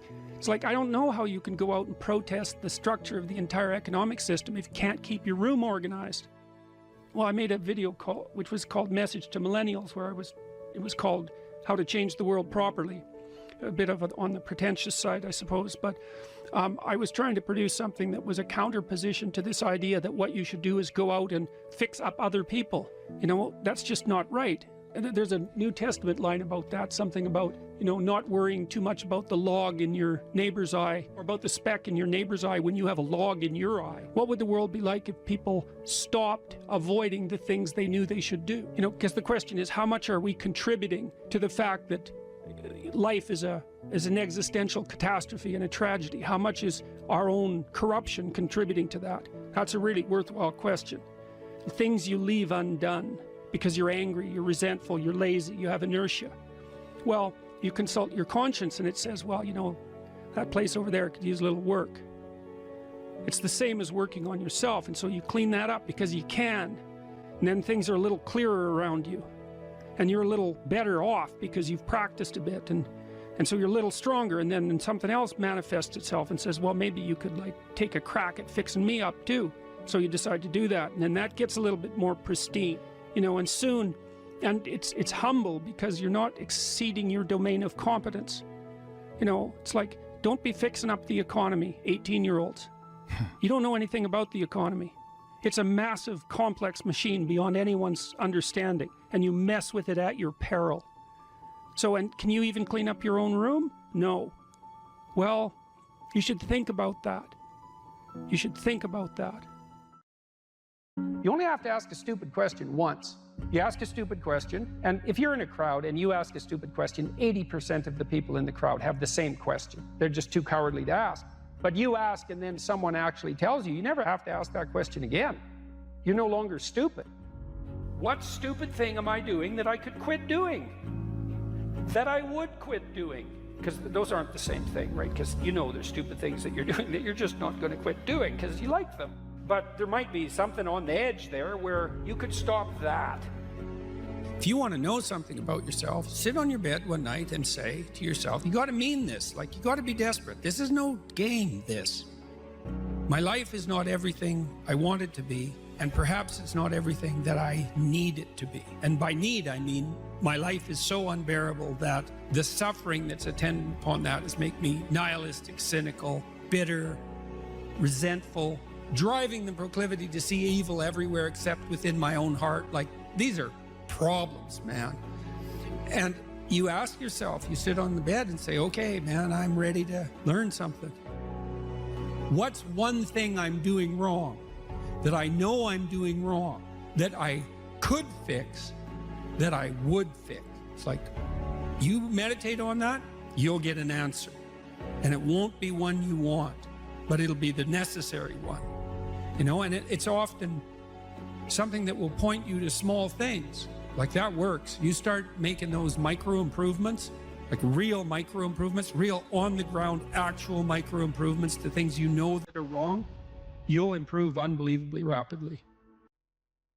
There's never been a better time for the majority of people to be alive. And the future, although we're vulnerable and terrible things can always happen to us, it's hard to make a case that the future doesn't look comparatively positive.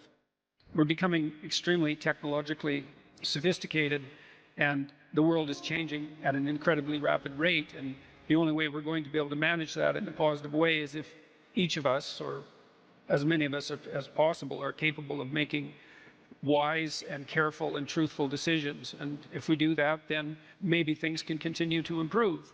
You don't get people to stand up on their own 2 feet and to adopt responsibility if everything is given to them.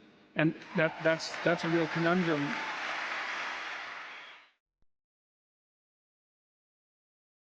Well, so you're moving from point A to point B in your little circumscribed world. You've made everything invisible. And as long as that works, then your theory's good enough. It's accurate enough. It's true enough. You're in your little paradise.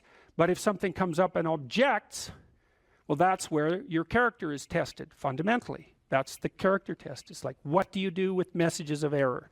And that's a tricky issue. Okay, so here's a solution to that. Here's what not to do.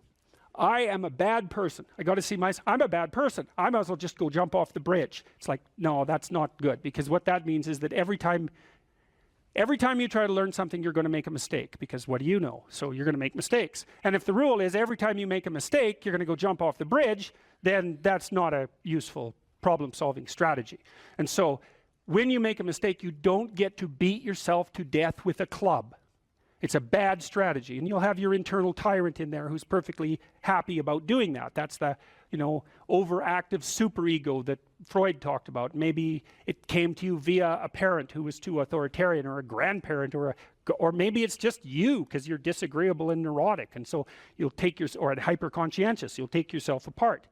Well, you've got a problem. Something has objected to you. Then the question is, well, what does that mean? Well, maybe you're not looking at the world right. Maybe your goals are wrong. Maybe you're not acting properly. It's okay. So the question that arises when an obstacle emerges is, which part of this structure needs attention? And the first answer can't be all of it, which is why when you're arguing with someone in an intimate relationship and you're angry at them and you want to win, which is a big mistake, you want to win, you say, well, this is what you're like. Here's another 10 examples of how you've done that in the past, and I can enumerate more of them if you'd like. And so that's actually what you're like, and I've tried fixing you and it didn't work, and so it looks like you're going to be like that up into the future. And you're basically saying to them, well, you're a bad person, and the only thing they can do is either collapse or punch you. And punching you is actually better than collapsing. You know what I mean? It's such a counterproductive way of arguing. You don't leave the person any out. And so maybe, well, they're civilized, so it doesn't get physical. Well, maybe that's good and maybe it isn't. But then they end up either really not happy with you in a way that they will manifest the first possible opportunity they get, or they have to go off in the corner and cringe. It's like, great, you won. It's like now your partner's either hates you or is cringing. It's great. That's a real good victory, man. Rack up about 100 victories like that and you'll be in divorce court and spending $250,000 while being miserable about it. Yeah. So anyway, something objects to you and you think, okay, well, I need to take myself apart, right? Because there's a piece that's broken somewhere, and then you might think, well, let's assume it's a little piece to begin with. That's the right mechanism. It's like, okay, you got a C-. That doesn't prove that you're stupid. Now, it implies that you might be stupid, but it doesn't, right, really, it does, and that's why you don't want to look at it. Maybe it implies that you're lazy, or implies that you're ignorant, or like it implies all sorts of terrible. Might imply that you're a bad person even. But you don't want to leap to that, and that's sort of the proclamation of innocence before guilt. Assume that you're the least amount of reprehensible and ignorant possible. And so then you look at the micro routines. It's okay, well, I got a C- in this course. Maybe I should study for that course 15 minutes more a day for the next 3 months. And then you ask yourself, do you think you could do that? No, I'm too useless. Okay, how about 15 minutes every second day? You think you could do that? You put it in your schedule, like 15 minutes every second day in the morning. And that's, well, you think, well, what's wrong with me? Well, I'm not very good at managing my study schedule. That's not quite down here at the behavioral level, but it's pretty close, because what you can take an action. You can open up your schedule and you can say, oh, I'll mark 15 minutes aside. Then you can practice doing that. It's pretty low level in the hierarchy. It means, well, you're still not a horrible person. You just got to polish up your work ethic. And so what you want to do is it's like the old adage, you got to stand up for yourself, but you don't want to make unnecessary enemies. That's a really good thing to know. It's like, shut the hell up most of the time, but now and then you don't shut up because it's time to say something. You You don't want to make unnecessary enemies though. Well, you don't want to take yourself apart any more than is absolutely necessary. Start little, and you do that with people around you too. Like if you have a child, you know, and the child does something that isn't right, then you think, okay, minimal necessary intervention. What can we do to decrease the probability that that's going to occur in the future? So, and that's a good thing to know with children. It's also a good thing to know with your partners. You're having an argument with them. It's like, okay, what the hell do you want? What's the minimum thing you can request from them that would satisfy you? And the evil part of your soul is going to be, I want them cringing in a corner. It's like, yeah, get that stuff under control, man. See if you can figure out what that person could offer you that would be minimal that you would accept. And then tell them that. It's like, here's the words I would like you to say in the apology I would like you to formulate, assuming that you think you did something wrong. We have to argue about that because maybe you didn't. But if you did, I want to specify it precisely and narrowly, and I want to give you an escape route. And you know, you might only be able to do it badly because you're still mad. So you apologize half-heartedly. It's like you get a pat on the head for that. Good. Next time it'll be 51% not half-heartedly, right? So it's careful training. It's careful training of yourself and other people with the goal in mind, but also with the least amount of harshness possible. And then the other thing to do as well, and this is also true for you, and this is something I learned from studying the behaviorists, is like watch the people around you like a hawk. Whenever they do something that you think is good, you tell them. That's wisdom, man. You'll get so far with that you cannot bloody well believe it, because most people, you know, they're afraid of any number of things, but one of the things they're really afraid of is that now and then they'll creep out of their cynical shell and try to do something good. You know, it's like they're popping out this thing that's unbelievably vulnerable. They'll try to do something good and creep right back into their persona, and they'll look around, see if anyone noticed. And sometimes they'll get punished for it, and then, well, then they won't do it again, so don't do that. But then, now and then you think, hey, I saw you do this. That was actually pretty good. And they think, oh, wow, someone noticed. You know, it's like, wow. And then they'll think, yeah, I could do that again. And if you want to live with someone for a long period of time, I would say every time they do something that you would like them to do more of, number one, notice. Number two, tell them, right? Because I know you don't want to, because you really want to dominate them, and you don't want them thriving, because then they'd be competition to you, and you wouldn't be able to go complain to your mother about what a miserable partner you have, and you know how delightful that is. So you have to forego all that pleasure if you actually helped your person develop. So you got to get over all that. It's really annoying. So, you know, you've got this person pegged as, yeah, you're stuck with them, and, you know, maybe it's the best you can do, but you got one eye open. And then every time they do something good, you don't want to notice, because if that elevated them a little bit, you wouldn't be able to feel so resentful and miserable and keep your eye open for the next possible affair. And that is what people are like. That is what people are like, and that's what you're like too. That's what people are like. So you got to decide if that's what you want, or you want to help the person that you're with grow, you know. Now, it's dangerous because they might outshine you. Well, good. Then you have someone to compare yourself to.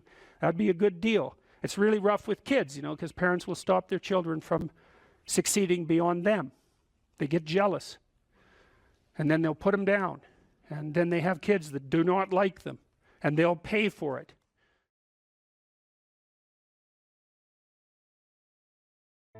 Here's some items. So you guys can do a quick big five on yourselves. And I'll tell you the upside and downside of it. So, if you're orderly, you follow a schedule. How many of you follow a schedule? Okay. And how many of you don't? Okay, so one thing I would recommend is that you do. And I'll tell you why. Like, intelligence is a very good predictor of academic performance. And there's not a lot you can do about your intelligence. I mean, you can squander it, but it's very difficult to improve it.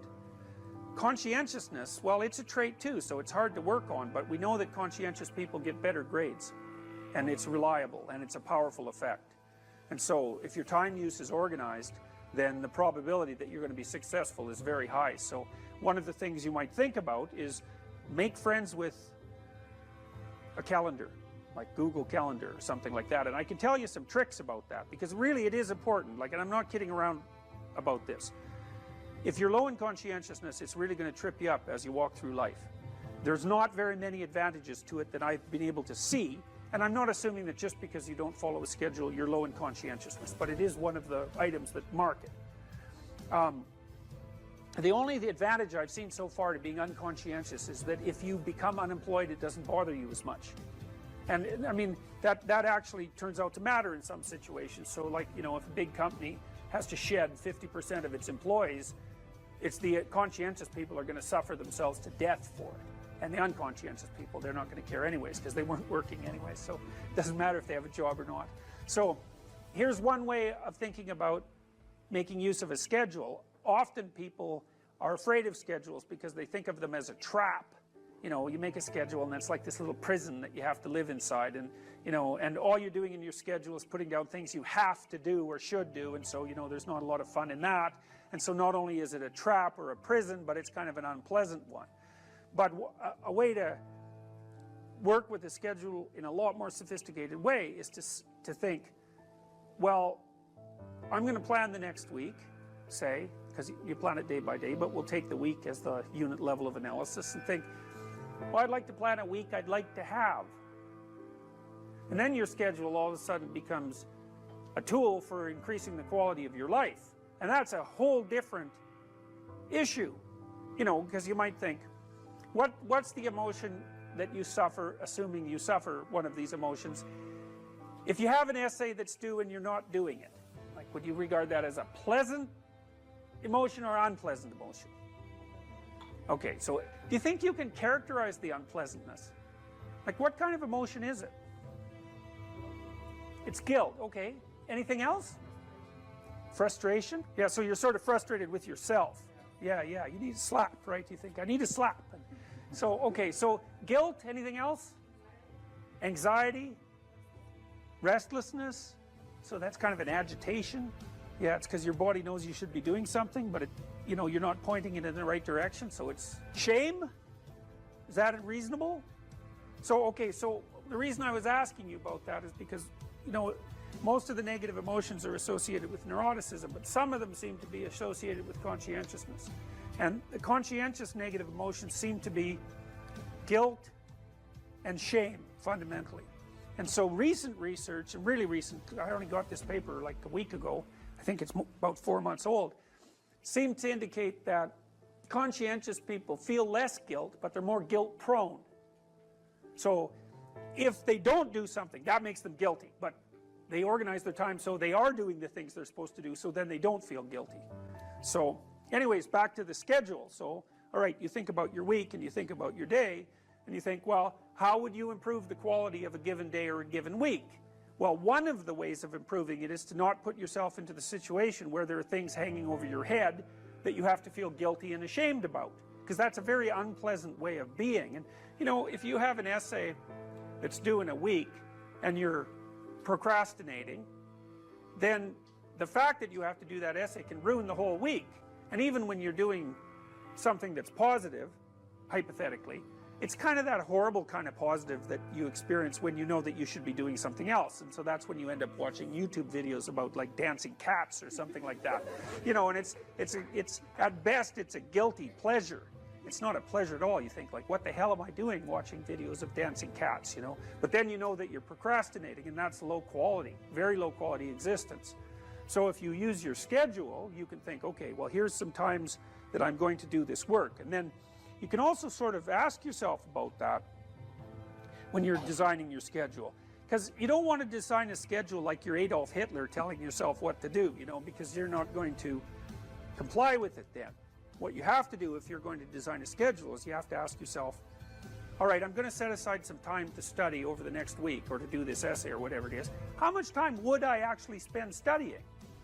An hour or two a day might be a worthwhile thing to schedule in, and I would say don't schedule in more than that to begin with, because then you'll fail and then you'll stop using the schedule.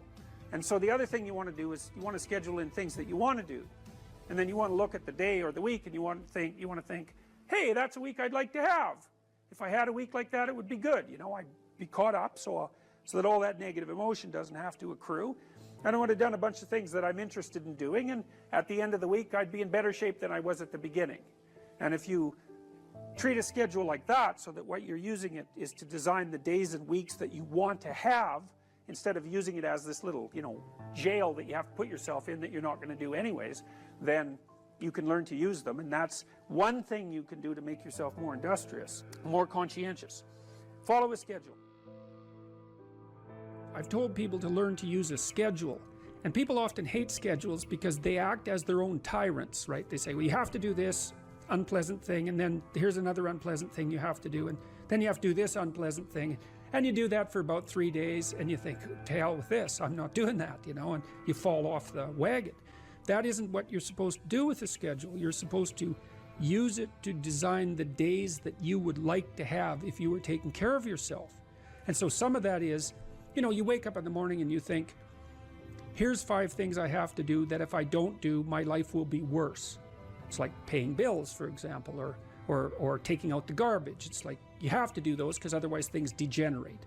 So you got to put some of those in the schedule, because otherwise tomorrow is worse than today, and that's a bad trajectory.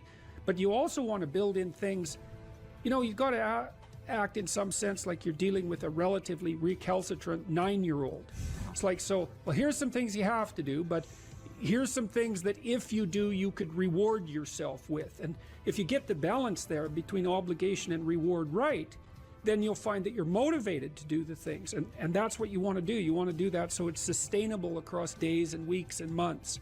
And so you got to treat yourself like a good boss would treat a valued employee, and not like a tyrant would treat a slave, because the slave will rebel. And people say, well, I don't follow through on my plans. It's like, well, A, they're probably not very well formulated, and maybe you're doing them because of an external moral obligation or something. They're not really your plans, right? And B, you're acting like a tyrant and a slave, and that's a bad relationship to have with yourself. Treat other people as you would like to be treated. It works both ways. You also treat yourself like you treat other people properly. So that's a necessary thing, and often people don't do that. But the scheduling is really important.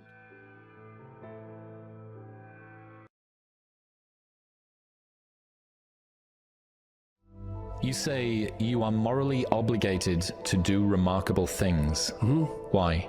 Well, I think partly because life is so difficult and challenging that unless you give it everything you have, the chances are very high that it will embitter you, and then you'll be a force for darkness and not good.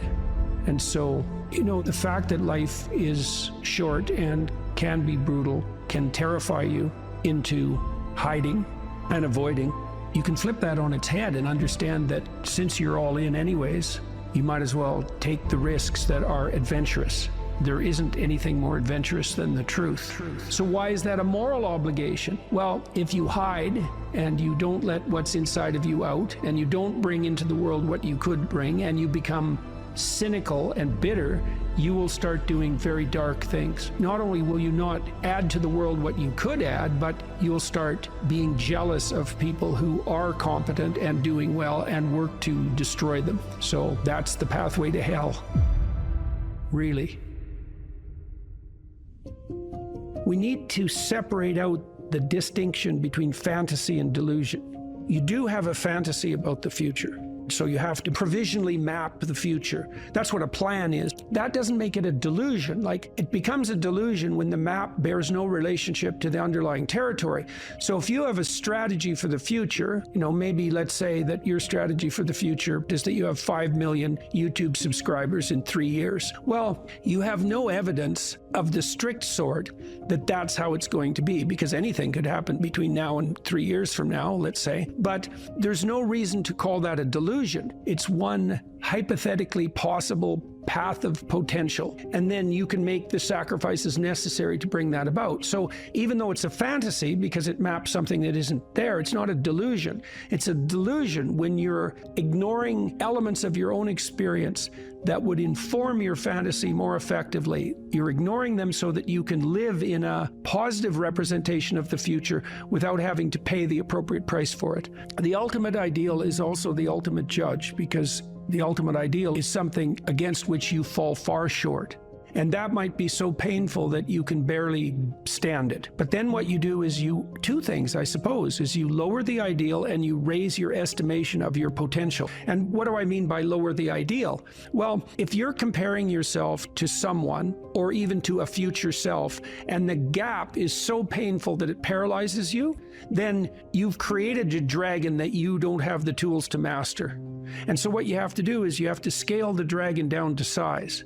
And you want to scale the dragon down to size until it's a size that you are willing to move toward, however small that is. Now, you know, if you're here and your ideal is here and that gap is unbearable, then you reduce the gap and you reduce the gap. And you're going to have to do that anyways, because you're not going to move from where you are to perfect in one fell swoop, right? There's going to be incremental steps.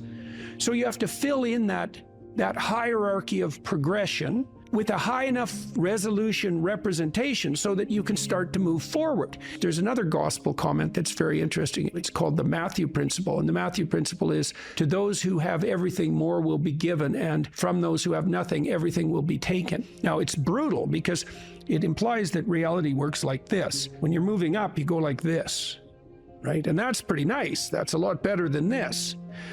But when you're going down, you go like that, right? It's like downhill, downhill, cliff. Okay, so you want to avoid the downhill path.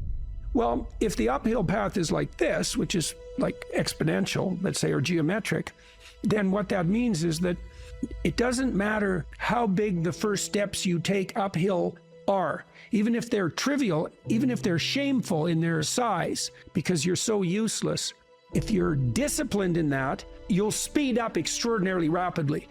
And so that's the good news, you might say, is that you can take very small steps, even ones that might be shameful in their size, and you have to admit that to yourself. But once you get the ball rolling, it doesn't roll in a linear fashion, it rolls in a geometric fashion. And this is a really good thing to know, because it can take the sting out of the realization of your own stupidity. It's like, yeah, you know, everybody has their weak sides, let's say, things they're embarrassed about. When I first started going to the gym, I was like 23, and I think I weighed 135 pounds, and I was 6'1", very, very thin, 27-inch waist, something like that. And I smoked like mad, and I drank too much. Like, I wasn't in good shape.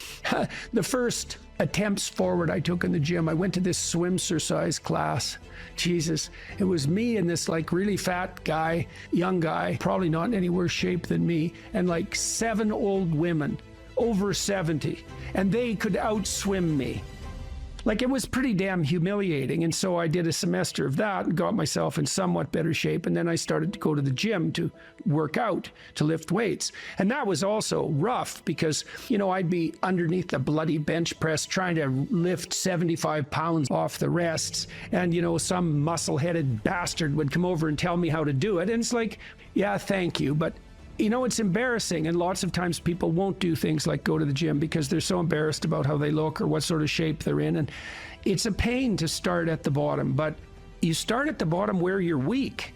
And if you want to rectify what's weak, you have to accept the fact that you're at the bottom and that the first steps are going to be painful. You know, it took me about 3 years, but I stopped smoking, and then I stopped drinking, and I gained 40 pounds of muscle in like 3.5 years, something like that. I basically had to stop doing that because I had to eat like 6 times a day. It was crazy. But I got a lot more physically confident and a lot more coordinated. But the point of all this is, if you're going to rectify your weaknesses, you have to admit your insufficiency to your own shame. Now, if the gap between you and your ideal is so great that it paralyzes you, you shrink that. Things will beckon to you and call to you, and you'll have intuitions about which pathway to take. And you will, in all likelihood, follow those, because what else do you have? You have these orienting instincts. This is another reason why you don't lie. Because if you lie and you practice lying, you pathologize your instincts. And then your intuitions lead you wrong. You don't want to lie because you program yourself falsely, and then you automatically see what isn't there. And then, of course, the world will slap you in the face continually, and you'll think, oh my God, the world's such a pathological place. When the truth of the matter is that, no, you just keep running into things that you refuse to see. And then you think, well, the world's made of nothing but obstacles. It's like, well, you put the obstacles in your own path, and you did that by developing these complex, self-serving delusions, a story that you tell other people about who you are that isn't true. You're trying to lay out a map that bears no relationship to reality, and you keep wondering why you wander off the path and into a pit. It's like, well, how could it be otherwise? People have commented to me many times about my bravery, and I don't like that. It's not right. I'm afraid of different things than the typical person. Maybe that's a good way of thinking about it. I'm way more afraid of the consequences of saying something that's false or wandering off the appropriate path than I am of whatever consequences might come for saying what I believe and doing what I believe to be the case. I'm way more afraid of that. You know, I've been reading the Gospel of St. Matthew. I'm writing a book at the moment called We Who Wrestle with God, and one of the things Christ says to people continually is to not damage their vision, is to not put, that's the best way of putting it, don't occlude your eye. You can see what's in front of you if you're willing to see it. And if you're willing to see it, many of the terrible obstacles in life you can just walk around. But if you blind yourself purposefully to follow your own narrow, self-serving delusion, you're going to run into terrible things and terrible people and the terrible part of your own soul all the time. That's what you should be afraid of. You can't be isolated, alone, without responsibility, and pursuing your hedonistic nonsense and not be insane and miserable. Those are all the same thing, right? And so, you know, it's got to the point, I've said things that have made me somewhat unpopular, like it's very difficult for people to mature until they have a child. You find a huge part of what you are in that relationship. It makes you responsible, makes you grow up. It gives you the opportunity to mentor someone. You have someone around who's more important than you. Well, that's part of being mentally healthy.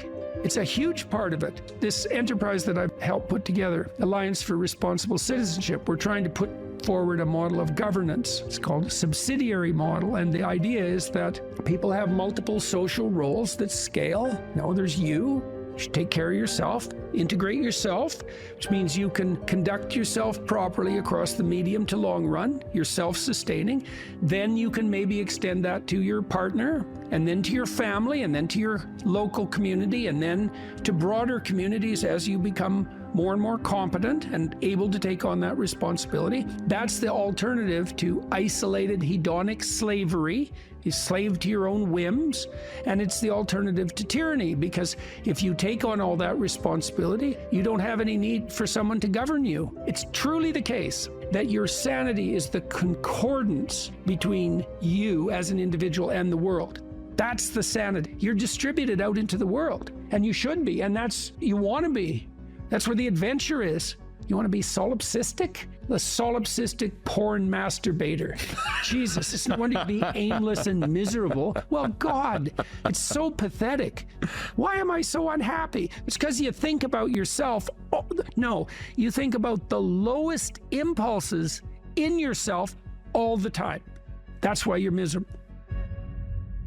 People exist in a sacrificial relationship to the world. What does that mean? It seems to mean something like human beings are aware of their extended self. You know you're going to be around tomorrow and next week and next month and next year and 5 years from now and 10 years from now. Now it's less certain as you go out, but you do have the sense of yourself as something that stretches across the decades.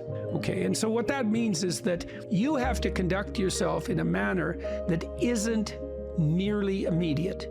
You have to conduct yourself in a manner that will work across time. Now, how do people do that?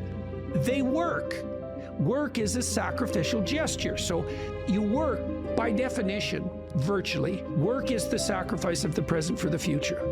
I mean, maybe someone can come up with a better definition of work than that, but I don't think so. It's like you put in time and effort right now, even if it's something not what you'd like to be doing at the moment. You put in time and effort because you believe.